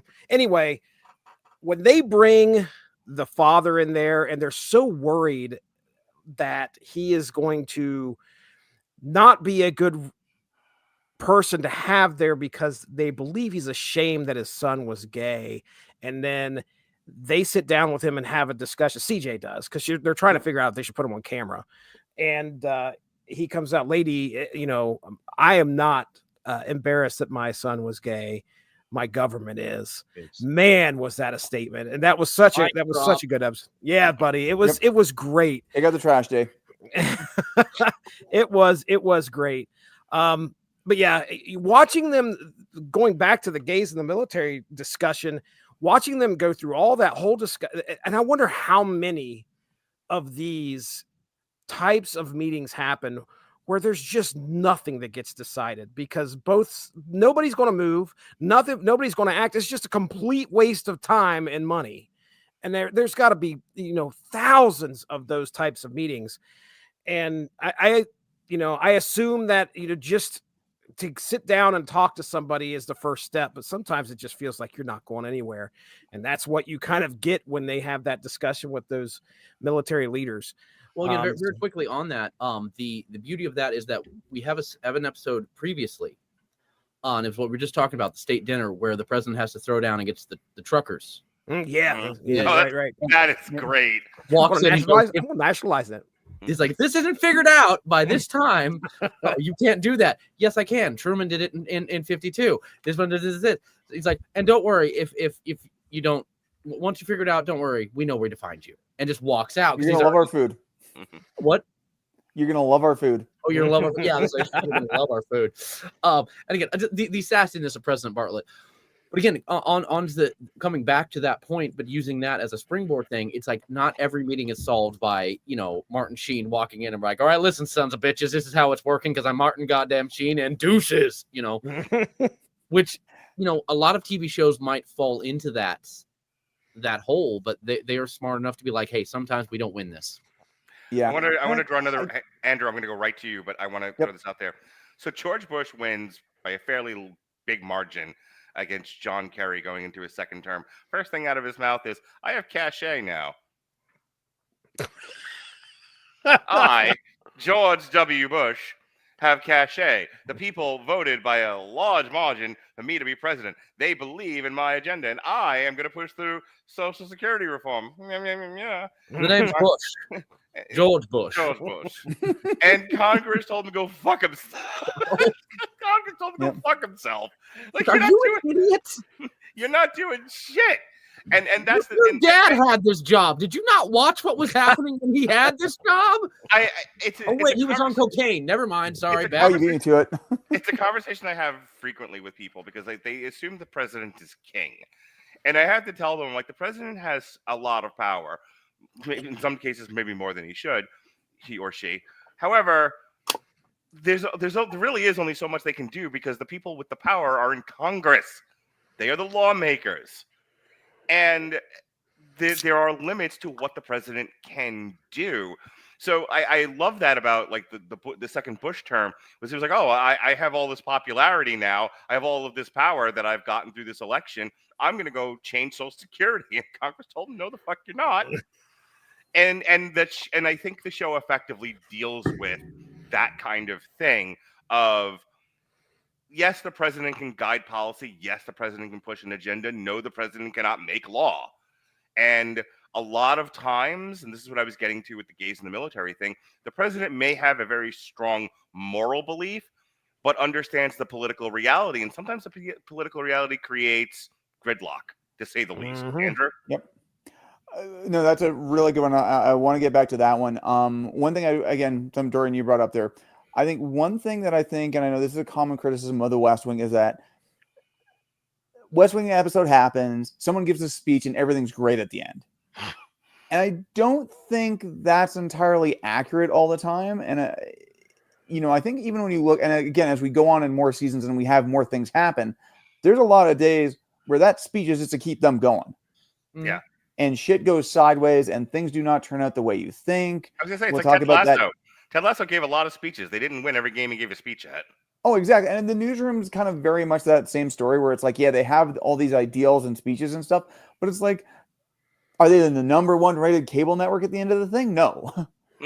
Well, and then Mark, to your point, I mean, I think, again, this is a criticism I will go with, is that Sorkin is obsessed with writers. So thus we spend a good chunk of all episodes hanging out with either Toby or Sam, who are speechwriters. But I mean, from a practical point of view, a lot of ways when you look at the presidency of the United States, the main power there isn't even necessarily political. It's the bully pulpit. It's the ability to go out there, communicate, get your message out, draw people's attention to what's going on. Which, if you look at the recent outgoing administration, I'd say is probably one of their biggest handicaps was that they just they did not have a spokesperson. They did not have the ability to wield that bully pulpit. Absolutely. Dorian, Sir. baby, sweetie, love of my life, besides Jesse. I would say, I'm getting jealous down here. Like, I get promoted over Jesse because I'm wearing a tie. Fuck. Let me go put my nice shirt on. Right. Jesse's got to pick up his game now. I swear to Christ, we're going to have to suit up for this next one, aren't we, gents? Gonna have I'll to. stall him till he gets back. Yep. Let's talk about love, baby. Let's talk about love and relationships. Because I think you've listened to us talk for the last hour and 20 minutes about this show, and it's like, well, I don't want to watch this. I don't watch boring politics and speeches and shit I don't even understand. Okay. Let's also talk about this is a soapy drama. Yep. And this is full of people in love, and they're just pinching nipples and butts and poking at each other. And let's talk about the relationships. Shut up, Andrew. Let's talk about the relationships. I think you got the wrong version. Why does mine have a lot of X's on it? Did I send him the XXX porn version again? God damn it. Every time. Why does mine say the West Ring-a-ding-ding? Well, never mind, Mark. They banned that site in your state. Oh, they did, didn't they? Yeah. Right. Politics, baby. Oh, there's so many places to get porn. Anyway, ladies and gentlemen, the Prime Minister of Canada. let's talk about some of these lovely, soapy, dramatic relationships in this. I am totally shipping Stockard Channing and Martin Sheen. Oh God, what a lovely couple they are. First of all, I don't think I've seen Stockard Channing in almost anything else besides Grease, so all I see was Rizzo.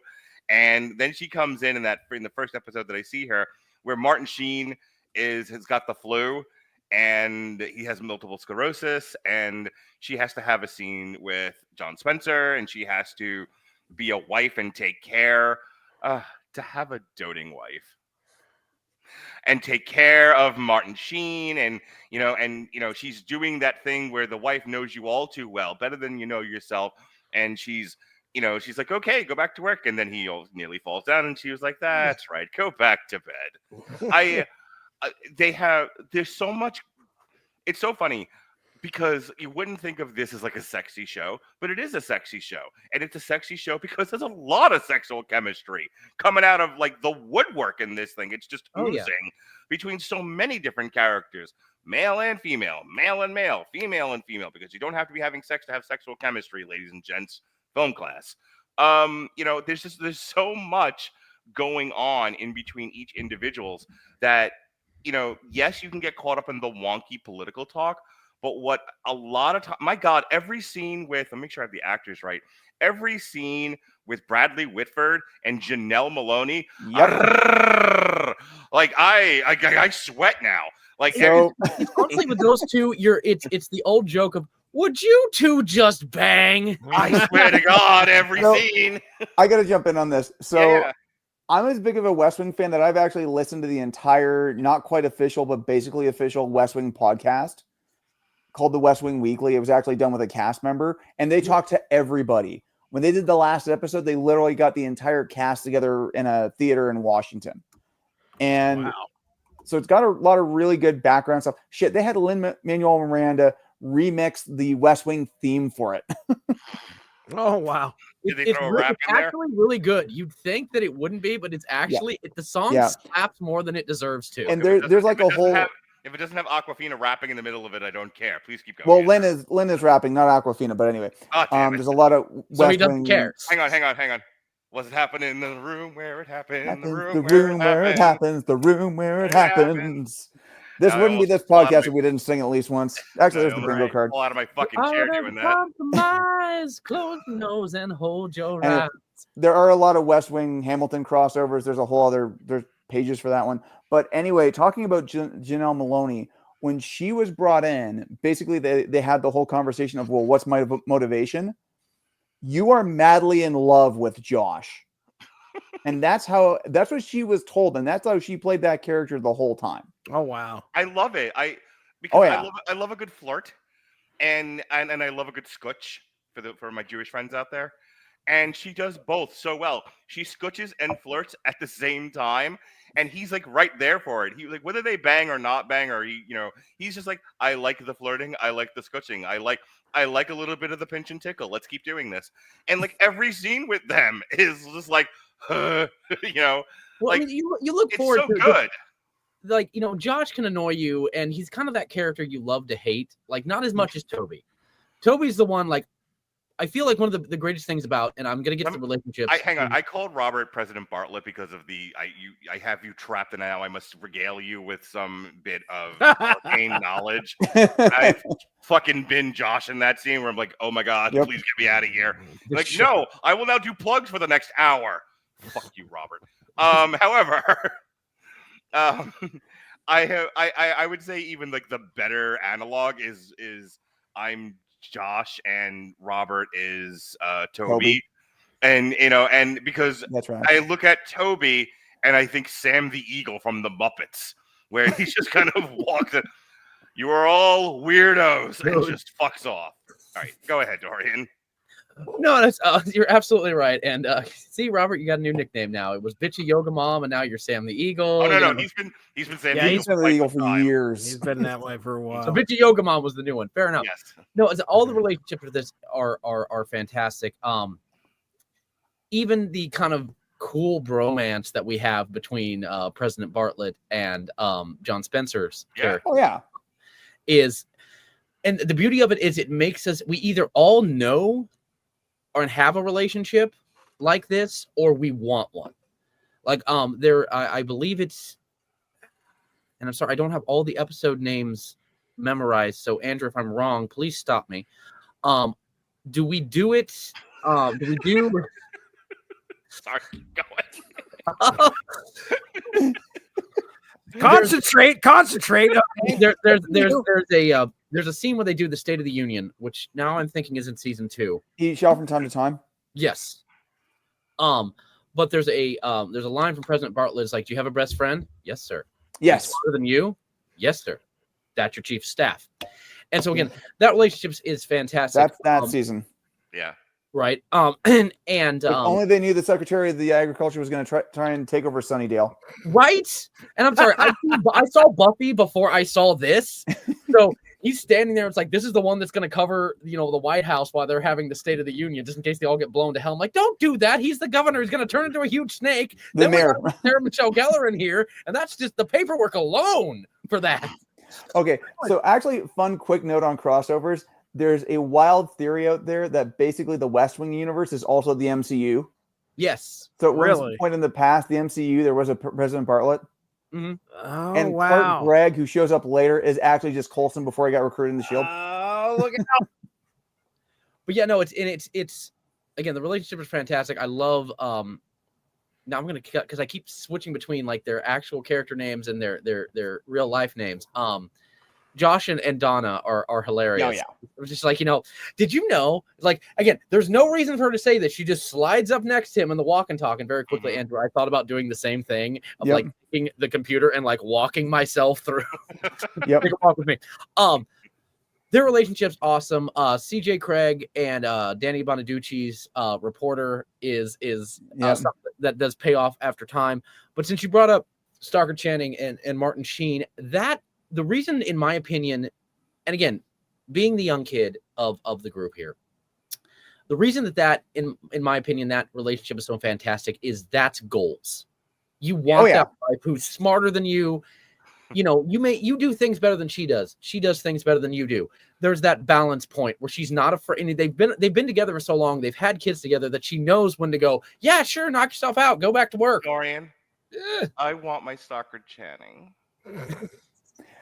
They both love each other and they like each other. Yeah, but they're not afraid to be, and we'll see this in later seasons. So again, I'm not trying to be spoilerish about it, but the relationship is not like picture perfect. Oh, everything's awesome all the time. They fight. They knock down the drag out. The bit later on where she goes on TV with the kid that gets her in all kinds of hot water with the staff, and they have to have a fight about it at the end. And let me tell you, I ain't no mamby-pamby. I'll fucking fight anybody. But at the end of that, I'm like, Mommy and Daddy, please don't fight. Like, I hate it when Mom and Dad had that reaction, man. But yeah, no, the relationships of this are great, and they don't make them so forceful that it's like, my girlfriend Michaela, who's been on the show several times, is a huge fan of Grey's Anatomy, and it took me a while to get into that show, simply because there were times that like we'd have a human body open and they're like trying to repair something, and we're bitching about, you know, the fact that this person broke up with somebody else, and I'm like, excuse me, can we fix them first and then about Oddly enough, my wife used to work in a hospital, and you'd be surprised how accurate it was. Accurate? Wow. Apparently. I ended up like really actually getting into the show and liking it, not just because I was supporting my girlfriend, but also because like I found out, you know, that was a thing. I did 1 year of med school before I had to drop out to take care of a family member, because at one time I wanted to be a doctor. Finding out new things about Dorian here on the show, but it is accurate, but it would always tick me off like a little bit as a writer and a director. It's like, this person is dying. Can we fix them first and then bitch about your relationship stuff? But one of the things I think that West Wing does fantastically is that they show, and I've said it several times during this show alone, shows real human reaction, you know, how you would react in this. The relationship that doesn't get as much love, and I wanted it to, was Sam and Lori. I felt so bad for that relationship, because it's like, okay, she's a call girl. Who are these people, Dorian? Rob Lowe, who is the deputy communications director, and Lori is the call girl that he sleeps with in the first episode. Edelstein. Lisa Edelstein. Thank you. I never remember her name.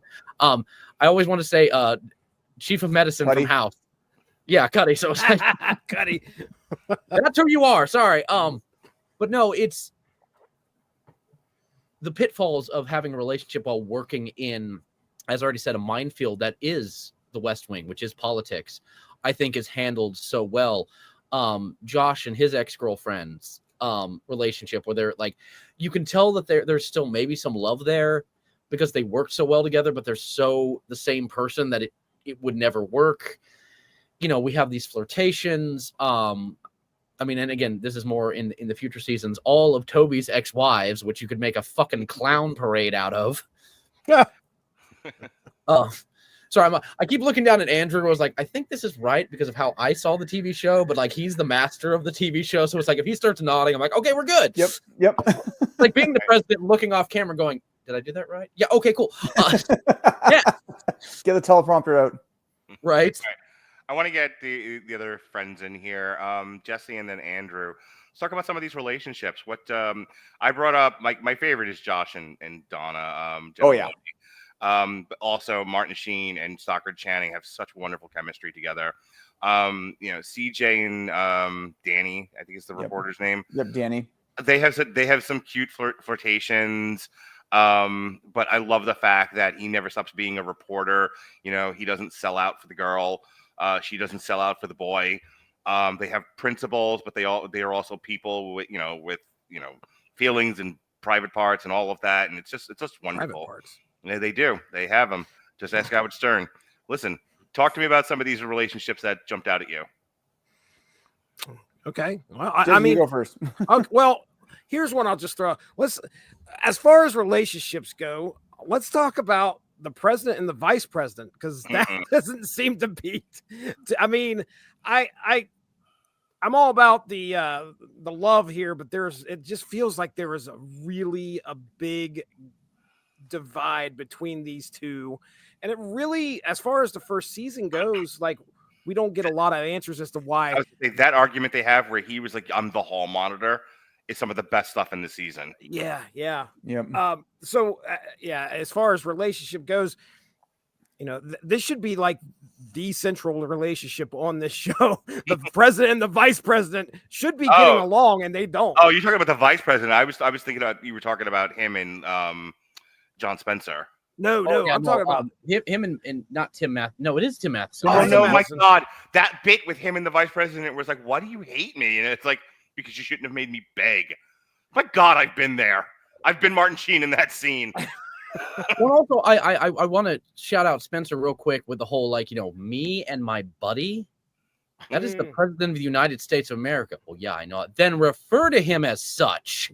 Yeah, back to you, Jesse. You're talking about him and the vice president. Well, like I said, it's just interesting that this is the one relationship you would think that these two guys would get along. It's the president and the vice president. You know, and Clinton and Gore notoriously hated each other, right? Sure. Yeah, I knew that. You lying sack of shit. But the thing is that, you know, you watch these two and you wonder what caused this rift. And you get a little bit of that here, but I don't think everything gets explored this season, right? I mean, I assume that's going to be something that gets fleshed out. Yeah. So it's a great way of kind of the second season. They start unleashing more of that. Okay. All right. Good deal. But there you go. That's like my relationship. You know, the one thing that I'd like to point out there as far as relationships go here. Andrew, it's all you. All right. I'm just going to say probably, I mean, yeah, the chemistry between Janel Moloney and Brad Whitford was fantastic. I'll talk about this in a second, but it actually caused them to change the route of the show a little bit. We'll talk more about them later. Yeah, Danny and CJ are great all the way through. And again, those are two pairs of long-term relationships we're going to be talking about throughout this series. And yeah, I mean, Stockard Channing and Martin Sheen are so good together. I can't remember who the alternate casting was, but Stockard Channing was actually like a last minute replacement. Like, so her first episode was the state dinner. They barely had time to redo the dress that she was wearing to fit Stockard Channing into it because that's how quickly the recast was. Wow. So like they had already had the other person fitted and stuff like that. But I mean, their chemistry is so good in terms of they like each other, they love each other, they know how to push each other, they know how to call each other out on their bullshit, everything like that. That I think, you know, again, you talk about relationship goals. That's what you're looking for there, and they're so good. Maybe talking about a couple of the ones that don't work as well for me personally. I think the chemistry between Sam and Lori is really good. I did not like that storyline though. It was a bit. It would have been really nice if they could have found that character in a different context, but I think the call girl was a little cliche almost. It really felt like they had an idea that they wanted to build on. They had it was on the writing board, and then they were doing all this other stuff, and they went back. Oh crap! I'll go you one better. They had a storyline, they had it on the writing board, and then one of the network executives was like, "No, the fuck, you're not." Yeah, this is network TV, not HBO. You psychos. Or I think the other thing that I'm wondering if that was supposed to be a 1-episode beat, and then again they saw how good the chemistry was, and they kept on bringing Lori back. But it wasn't. Hang on, it was a storyline that wasn't great. Let me challenge that. Sam and the call girl, or Sam and Leo's daughter. Oh, see, I think they have great chemistry together, and I always enjoyed that. I'm almost wondering if like they wanted there to be something with Sam and the call girl, but they also put him together with her. Yeah. Like, once we had that, like we got to go and run with that now. So you have an aborted that whole thing. Just it was. I'll bet you're right, actually, because the chemistry it might have actually happened in rehearsals where like the thing's already written. But the actor who played Leo's daughter and Rob Lowe just had also smoking hot, by the way. Right? Yeah.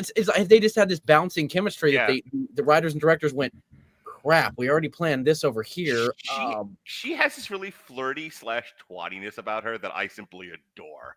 Like she's kind of bitchy, but she's also adorable, and she's hot, and it's like, huh, look at you. Look at you giving Rob and didn't even know it. And right now, I really need a win. So could you please tell me which of the in that room? Yeah, boy, did he step in it. Look at her giving Rob Lowe the business. All right, Andrew, we're like all over you, and you have stuff to say. Go ahead. Okay, no, that was good. That was really good because I think that brought up like just that whole thing between him and Mallory and Lori. And again, Mallory was great, but she was fantastic. I think probably the one thing, and there's probably one character who didn't work for me, at least, was Mandy. And I think there's a degree of, and the way I've heard it explained to me, and this came up on the West Wing Weekly, is that Sorkin characters have this certain fine balance. And I think, Mark, you kind of hit on it, like likable, snarky, slightly mean. Yeah. And like, there's a reason you see there's a cadre of actors that Sorkin keeps coming back to. And I think it was Minka Kelly couldn't quite hit that balance the right way. And I don't think she's not quite shrill. She's not quite shrill, but she it's almost as if they want her to be shrill, but they also want her to be likable, and they can't quite figure out how to make that alchemy happen. She's almost too adversarial, and she's almost a little too much of an. And I think part of the problem is that they positioned her as an outsider that was never quite an insider. Yeah. And there's going to be another character coming up on a very similar template early in season 2. Jesse knows who I'm talking about. And they bring her in, and she knocks it out of the goddamn park. And there's some fun trivia about her and an alternate reality where future cast changes would have happened. But kind of between that and just everyone watching the Josh Donner relationship and saying, holy shit, that's fireworks.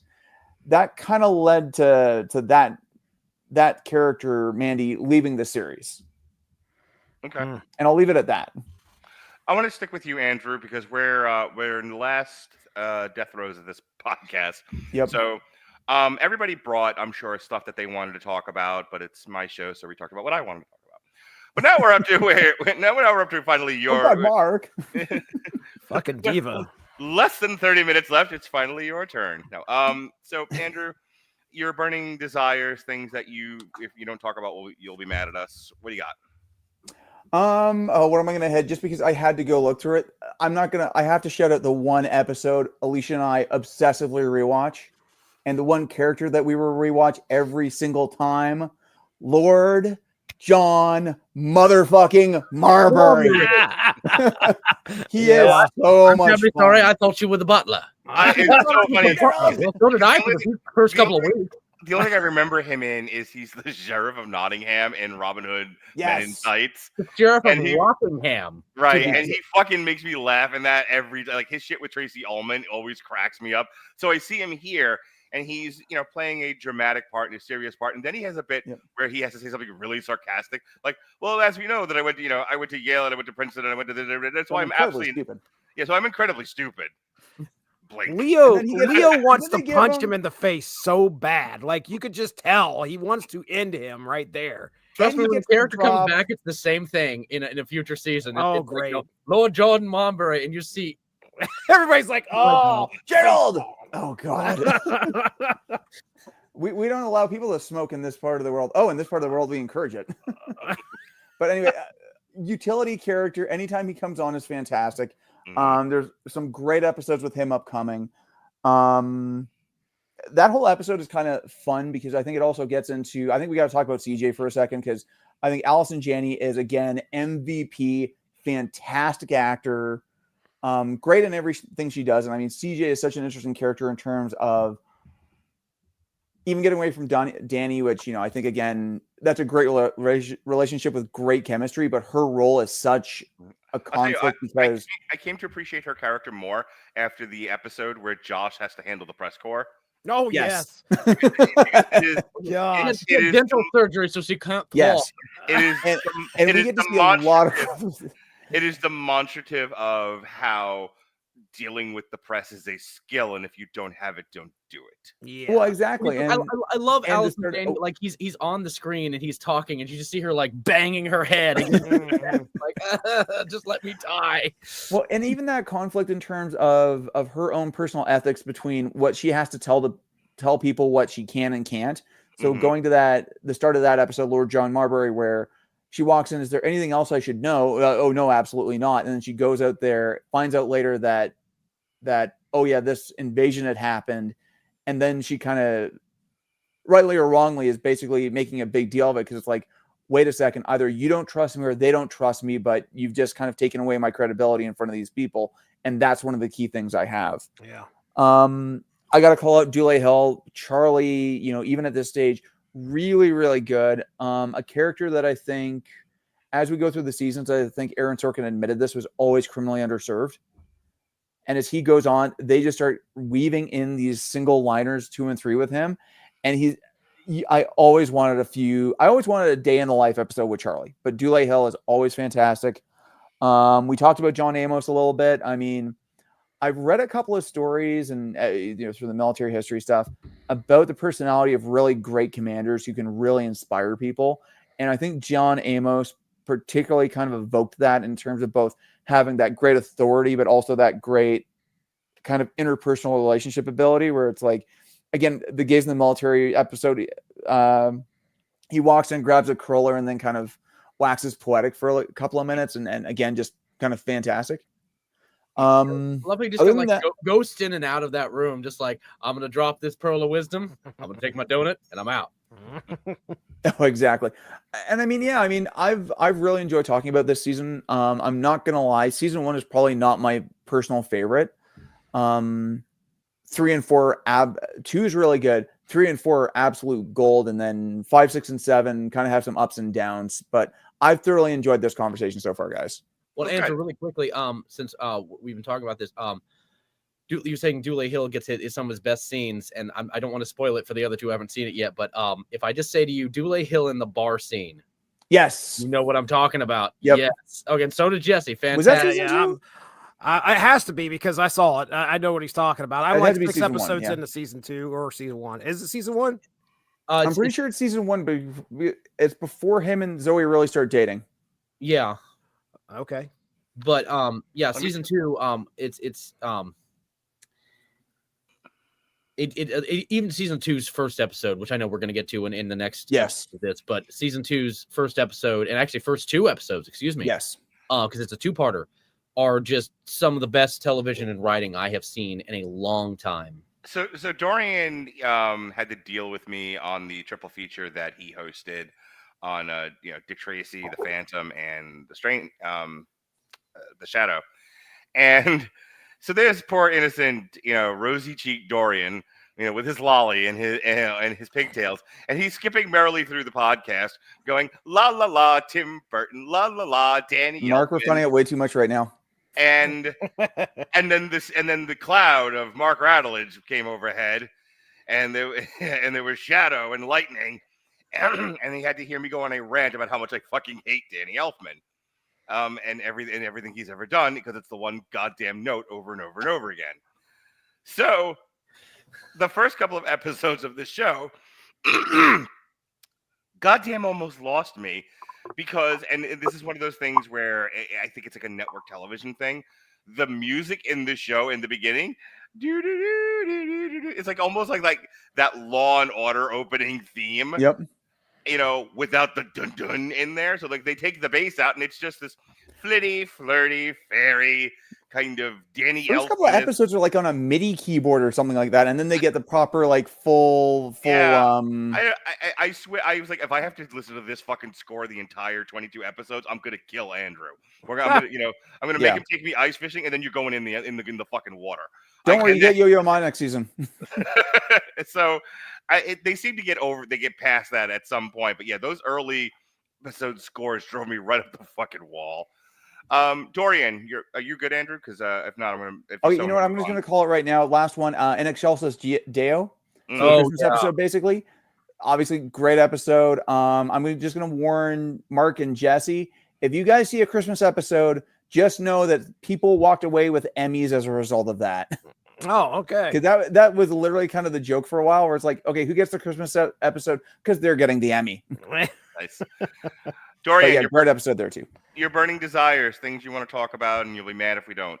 Well, no, Andrew brought up Lord John Marbury. That was going to be my last thing. Gerald.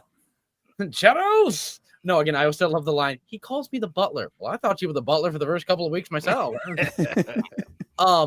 No, this show is fantastic. We've talked about most of the big stuff, and again, the thing I would want to talk about really can't be talked about until we break down season 2, because of how this episode, the end of this season goes. It's for those of you watching who are fans of this podcast and watch when we talk about shows. If you haven't seen this show, which you may not have, it may have gone past your radar. If you're not a big fan of politics, that's fine. This show has so much for you going in that it's not just like a poli-sci class that you're going, okay, if I'm going to take a poli-sci class, I'm going to fucking pay for it. So you know what? I'm good. The cast is fantastic. I really think we've gone over everything. I'm just doing a real run through quick in my head on it. No, I think honestly, again, that's when Andrew was like, there's one episode that we love, and that's why I was doing this. Like, please say it's the one I think it is. It was like Lord John. I was like, yes. just a fantastic show. The show, with every show, it has its ups and downs. But if you've been watching this and you enjoyed our conversation about it, trust me, season 2, we're gonna have a whole bunch more to unpack. Hell, Andrew and I, it might actually just turn into Mark and Jesse will disappear and be on a whole other podcast while Andrew and I just nerd out. Like, oh my god, this episode! Oh, I know, I love it. No, that'll be season 3 for me. But I don't want this to turn into the Acolyte review. It's nice not to do any heavy lifting. I appreciate it. I'll just put it that way. Let me tell you how this has been the easiest podcast I've ever done. Right, dude. Right. It's nice. I mean, I put in the work, but I love hearing your guys' take on it. So I'm great. completely looking forward to hearing the story of Jesse, because we didn't really talk about the finale, and I kind of almost don't want to, because I want to almost revisit that at the start of. You know what? Then that's because I want to hear Jesse's story about his wife making him go through the entire one, and then we're going right to season 2. Could not stop there. Remind me, then that's how we'll begin the season 2. Because I did want to talk about the finale, but I can wait to talk about it at the next review. I honestly think, and I agree with Andrew, I agree with the Prime Minister of Canada, that it would be better to do that at the start of season 2. Fine. I think on that topic, guys, if you guys want to from me $375,000, there is a leadership race that I could join in by the end of the week. Motherfucker, if I have $375,000, I ain't sending it to you. You ain't getting it. All right. However, well, depending on the exchange rate, it might just be $20. I'm not sure. I got your loonies and your tooties right here in my shorts. Speaking of, I really didn't need to know what's in your shorts, my friend. Speaking of coins in my shorts, Jesse, this is your time. This is the podcast. This is always the moment in the podcast you wait for. Jesse's list. Here it is.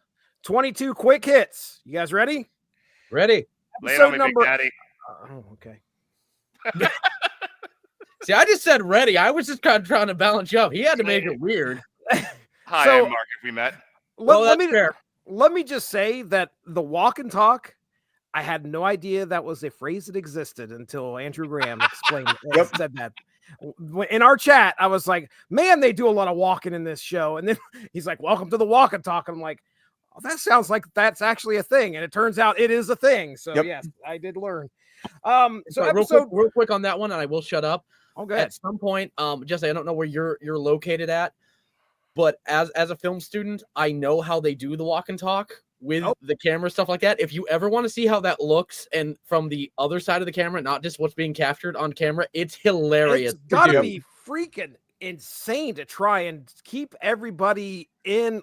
Don't bump into somebody, which is my first note, is like, how many extras do they need for this show? Because it's completely crammed full of a lot of people, which is great. That's kind of what you want to see in the White House. But I mean, yeah, it's got to be so hard to map everything out. Okay, we're going to go around here. We're going to go around this wall. I logistically, when I was watching the show, I was like, that is a marvel just to see that. Season 5 or 6, there is a move pulled during one of the walk and talks that I will need to really? point out. You know what I'm talking about there, Dorian. We'll save it. All right. Episode 2. Yeah, this is where I told the wife, I was like, man, I don't know. This is going to be crazy when we hit season 3, which is going to be 2001 after 9/11. So episode 3, we already talked about it. President wants to blow them off the face of the earth. Great moment, in the series, in my opinion. Episode 4 is where we start to kind of realize that our president may have some health issues. He's popping these pills. What's going on? Episode 5, Ron Swanson and the Wolves Only Roadway. Is that what it was called? The Wolves Only Roadway? Yes. Which was great. I love that. Dulé was killed 6 months ago by a rancher. I didn't know that. Did you know that more people are killed by vending machines falling than they are by wolves every year? Oh, Big Block of Cheese Day. That's a recurring thing for this series. Oh, yeah. Okay. Episode 6, I talked about like looking at this kind of like as a timepiece that's happening in 99, 2000. They talk about the 2000 census, which for some reason for me was a big deal. I don't know what it was like for you guys, but like it seemed to come up an awful lot that year. I had one of my buddies actually going around doing the census, which was pretty crazy, but that was mentioned and that kind of stuck out to me. Episode 7, we have our battleships in a hurricane, which they steered them out to avoid the hurricane, unfortunately, right into the path of the hurricane, which was Oops. Go this way. Safety is this way. Oh God, it's anything but. Oh, now I got a difficult phone call to have. Here we go. Sorry, I fucked up. Episode 8, The President is a Nerd. Episode 9, CJ likes goldfish, but not those goldfish. I laughed fucking hard at that. Okay. I'm gonna let you guys in on a little gag. The goldfish gets featured in damn near every episode going forward. Yes. Mm-hmm. Does he get a name? Fun bit of, I can't remember if the goldfish is ever named, but here's a fun thing. The production crew had some fun. They actually rethemed the bowl depending on what was going on in the episode. Apparently, by the time the series was done, there was a shelf around the prop house that just had nothing but goldfish bowls of various scenes. If there's like a space episode, there's going to be a astronaut in there or something like that. So anyway, sorry, I'm going to shut up. That's great. Episode 10 was, I think, where we got kind of a bit of backstory for Toby a little bit, where he runs into Lance Reddick, of all people, who's investigating the death of the homeless man. And we learn about the secretary's twins' sons who got killed Christmas Eve in 1970. Man, that was a rough one. Episode 11, why didn't you bring up the revolution? Because now I think this is the point where he's trying to explain that I've always wanted to tell him that, hey, we also had a revolution. And he's like, well, why didn't you bring it up? He's like, I forgot. I always forget.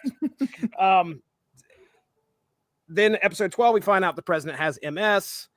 Episode 13, lady, I'm not embarrassed. My son is gay. My government is.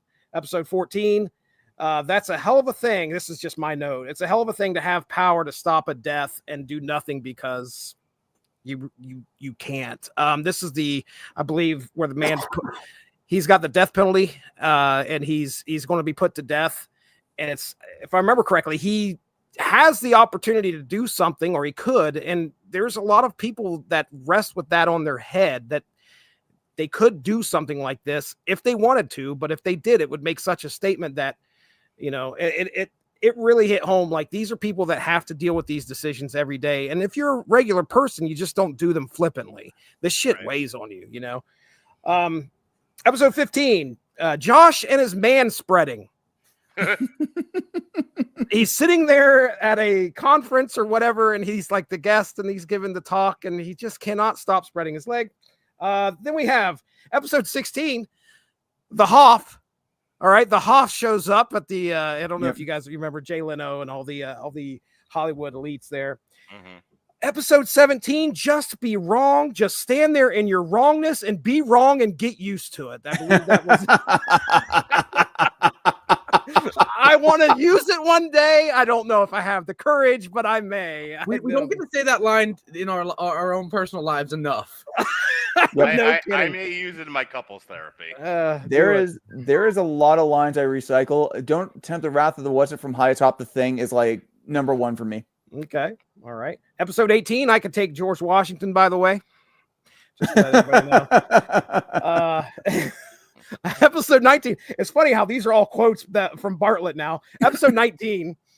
So I think I got Let Bartlett Be Bartlett as I think this is the name of the episode. But anyway, I'd like to beat you senseless with a head of cabbage. I'd like to beat you senseless with a head of cabbage. And I explicitly put it on a t-shirt, Mindy, right after that. And then Mandy ends up getting shut out because of the paper she had wrote. That's what I had written down here for episode 20. Episode 21. She had wrote a paper about how to defeat the Bartlett administration, and then they bring her on. They're like, they had no idea this existed. Batman's doom. Exactly. The doom. Yeah, right. And we get to meet Toby's ex-wife.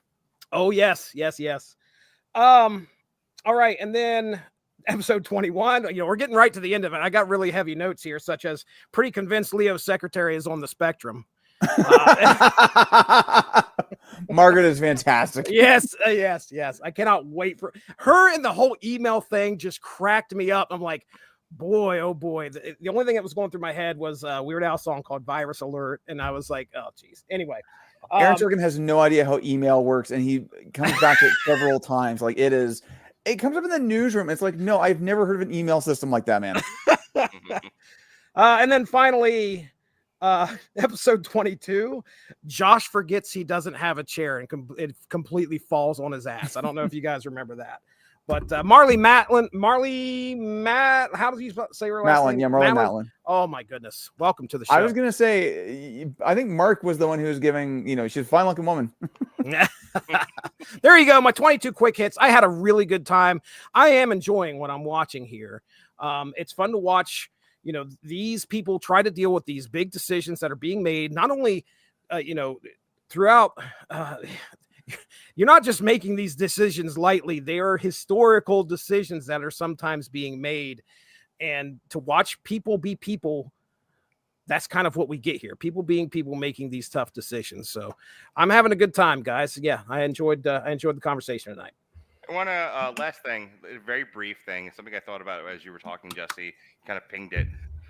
I think it's, we talk about we live in polarizing times.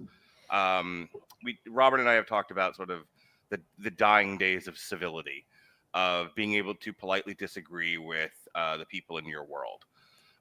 Somehow or other, between social media, the interconnectedness, we have arrived at this place of, if you don't think the same as I do, I hope someone puts you in a camp. And I watched this show, and it was only 20 years ago, but I am watching this 25 years ago, and I'm watching this show, and I'm like, oh, look, people politely disagreeing with each other. People being very impassioned points of view, and at no point was anyone going, was anyone wanting to have a fist fight about it. And it was nice. The bit with the senator is like, you and I agree on nothing. Because I'm a lily-livered liberal son of a bit, pansy, and I'm a gun-toting redneck son of a bitch. But we agree on that, and we agree on financial form. I don't remember which podcast it was or who I was talking to at the time, but I did bring up the fact that that there was a point, like in the Reagan administration, you had some very ardent, very emboldened Republicans who knew they still had to work with the Democrats. Might have actually been on the Hysteria podcast, now that I think about it, Dorian. There was a point in this country where your opposition party was still someone you had to work with and find common ground with. And somewhere along the way, we lost that, and seemed to have been after, towards the end of the Clinton administration. I remember talking about that with, not Greenspan, I can't remember his name now. Oh, Newt Gingrich. Yeah, Newt Gingrich. Like somewhere along the line after the Newt Gingrich house, we started to lose the ability to understand the need to work with the other side.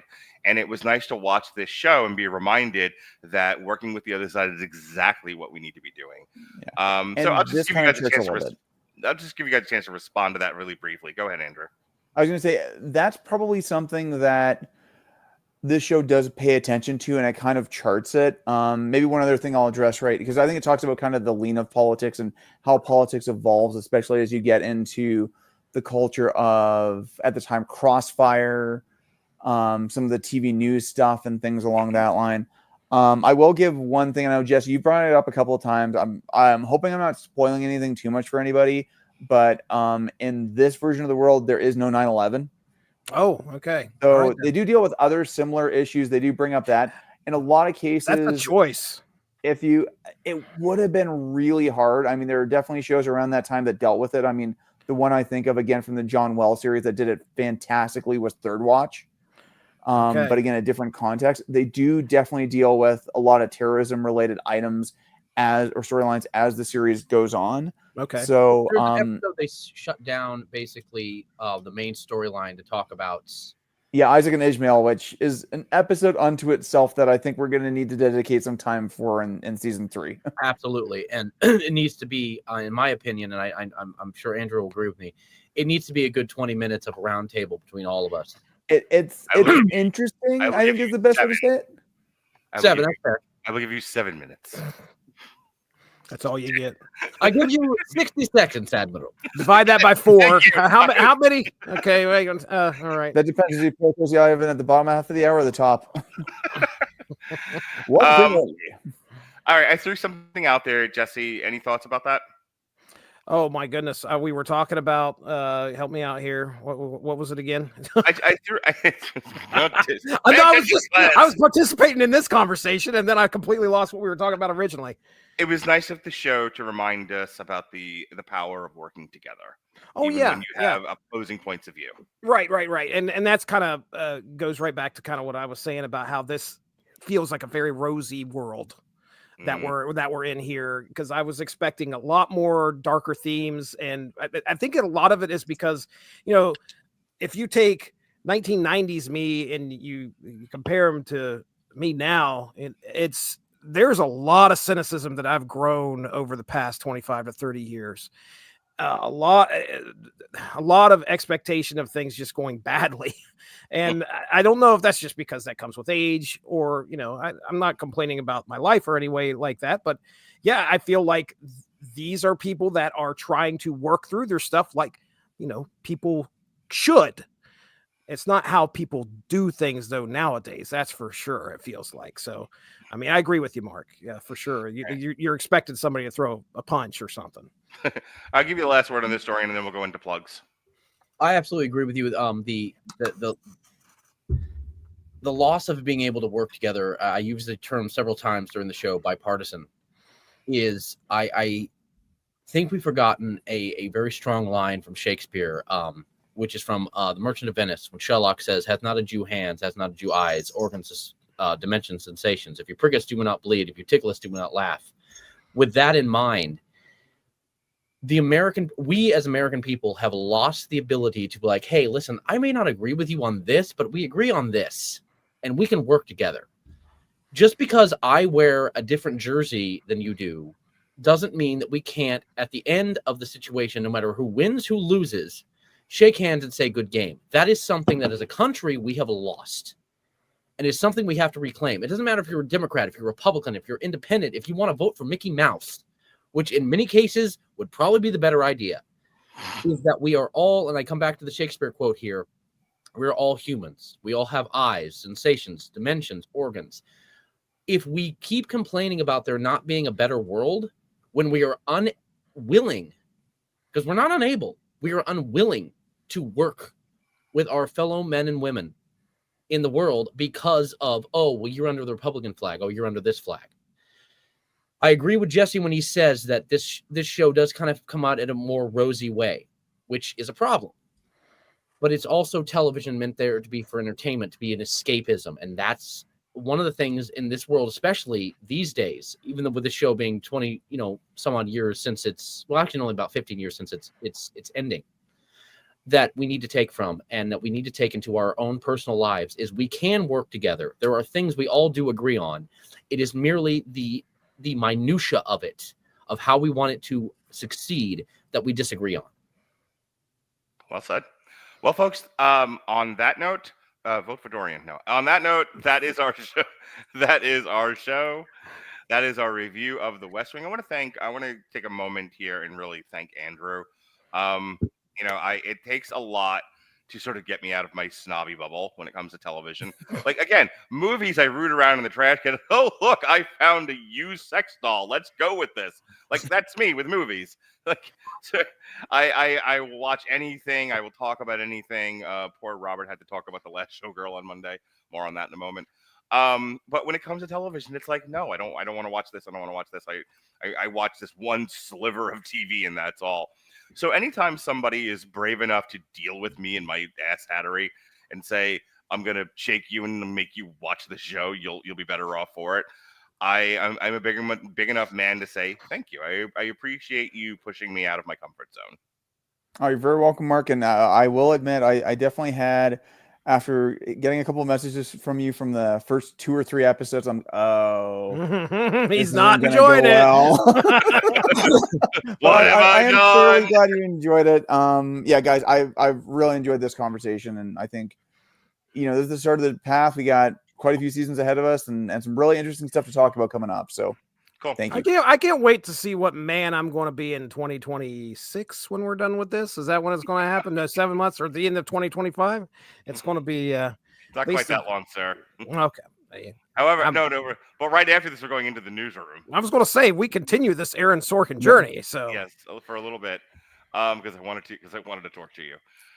Speaking of torturing, on Monday, myself and Robert Winfrey, we talked The Last Showgirl starring Pam Anderson, Honora from Sean Baker, and Amelia Perez, which was Robert Winfrey's favorite thing because he loves musicals, trans people, and Mexican crime. Oh boy! I bet I did not realize this dropped. I can't wait to listen. Oh, let me tell you how I had to talk to him before the show. And be like, here's what's gonna. It was like that meme, from Rick and Morty. Here's gonna go suck my dick. No, you need to listen. Suck my dick. That was kind of the discussion before the podcast. But no, we ended up having a really, really good conversation. Robert, when he is well behaved and knows what the assignment is and decides to do the assignment, is the best. And we had a really great conversation. I think, did you listen to it a little bit, Andrew? I listened to the whole thing, actually. I enjoyed it. Good. See, and Andrew would tell me if we were completely off base and awful, which I appreciate. He's always there to listen to my podcast and be like, let me tell you where you went wrong here, sir. It was around hour 30 of when we were continually still talking about fucking Captain America's shield. And I was there for it. Hey, Dorian, remember how you said you wanted to do a short film? That's the movie.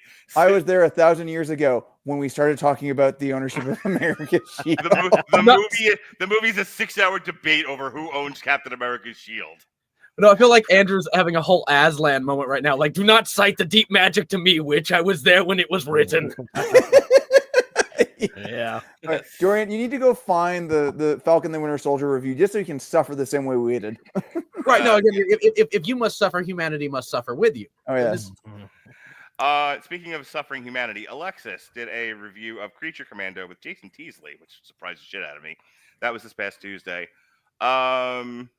This coming up week, on Martin Luther King Day, Monday. Well, first, actually, before that, Sunday night, Jesse and I will be doing another episode of Sessions.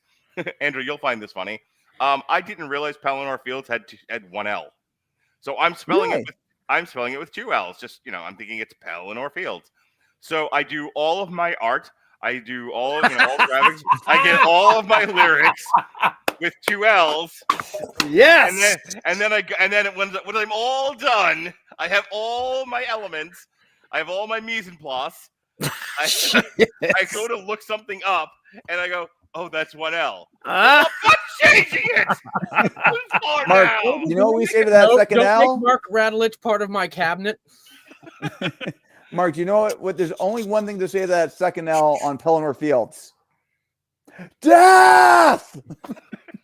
So, yes, check out our sessions Sunday night as Jesse and I will be doing our another moment in Radulich and broadcasting history, our obsession here with the Lord of the Rings trilogy, and more specifically, let me take you down to Pellinor Fields. La la la la. La la. So that's that. Again, Monday is Wolfman. That'll be myself, Robert, Dorian, and Alexis, and Jason, if everyone shows up. Who knows if everyone will actually show up, but that's what's supposed to happen.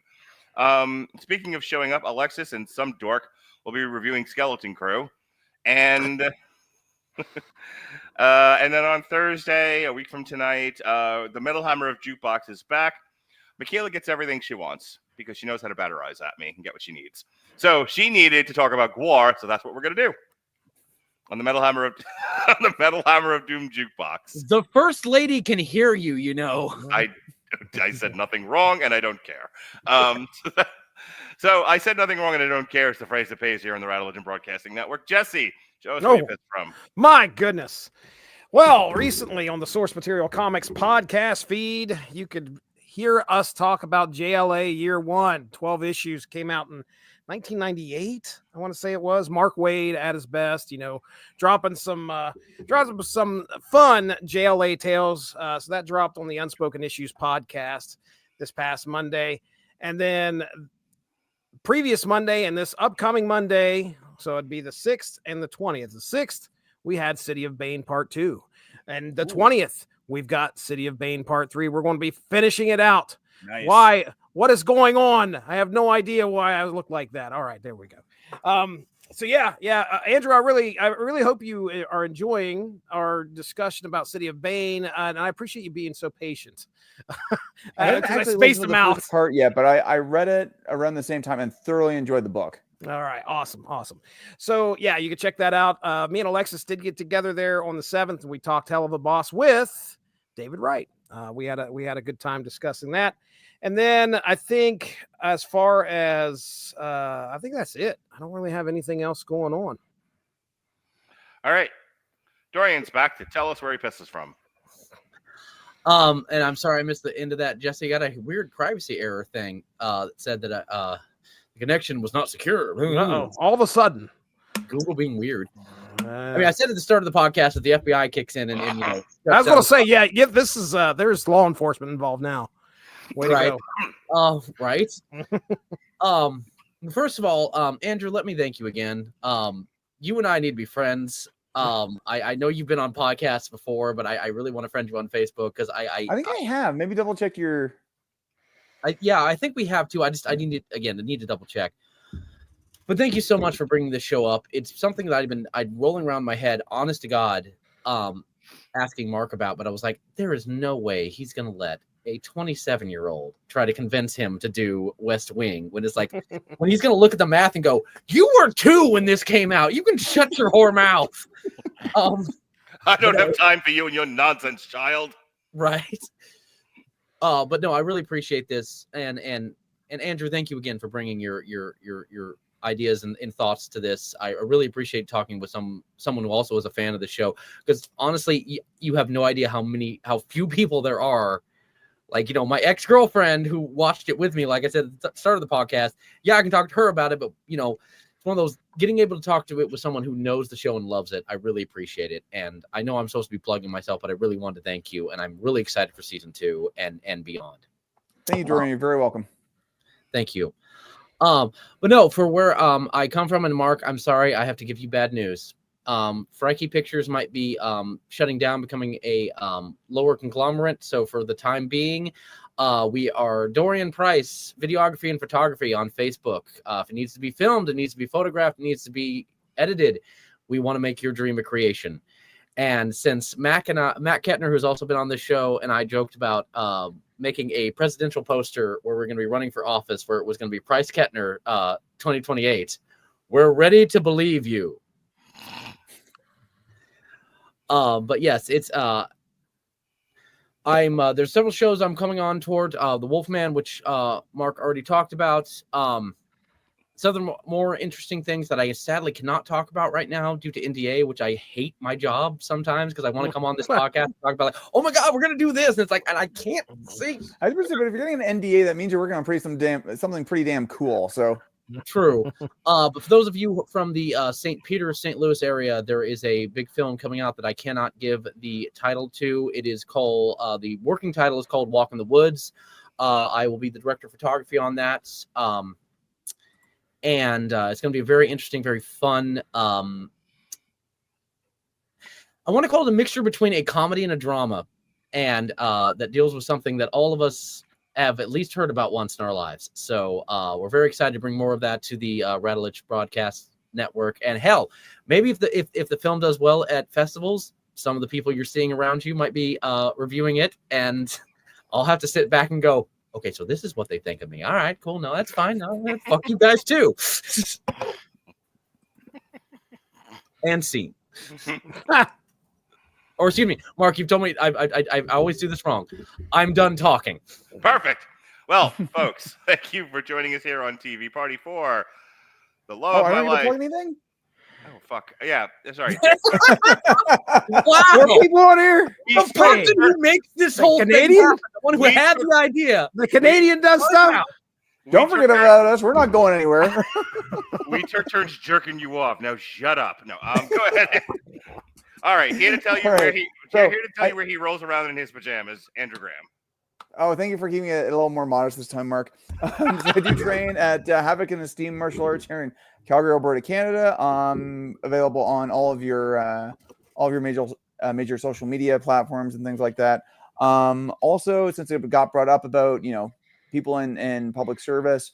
I would recommend to anybody here and probably be up quite a few of your alleys is The Fifth Risk by, and of course now I've forgotten the author's name. He's the same guy that wrote Moneyball and Michael Lewis, who also wrote Moneyball and The Big Short as well. So he actually did a book kind of diving into the U.S. public service and some stories of some people who have done some fairly interesting things. It was kind of centered around the start of the first Trump administration, but definitely a recommended book on that one. Other than that, I will be back here in a month or so and about the same time every month thereafter for the foreseeable future to talk about West Wing and the newsroom. But thank you very much, everybody. I've thoroughly enjoyed tonight. And possibly, because I know I threw you onto the list. A triple feature. Wait, well, no, I was going to say Cobra Kai. Oh, Cobra Kai, right. I still need to actually watch some Cobra Kai first. Fair enough. All right. Do your homework. Take 2. 4. The love of my life, Jesse Starcher. 4. The love of my life, Dorian Price. 4. The Canadian love of my life, Andrew Graham. I am going to bed. Be well, be safe, and behave.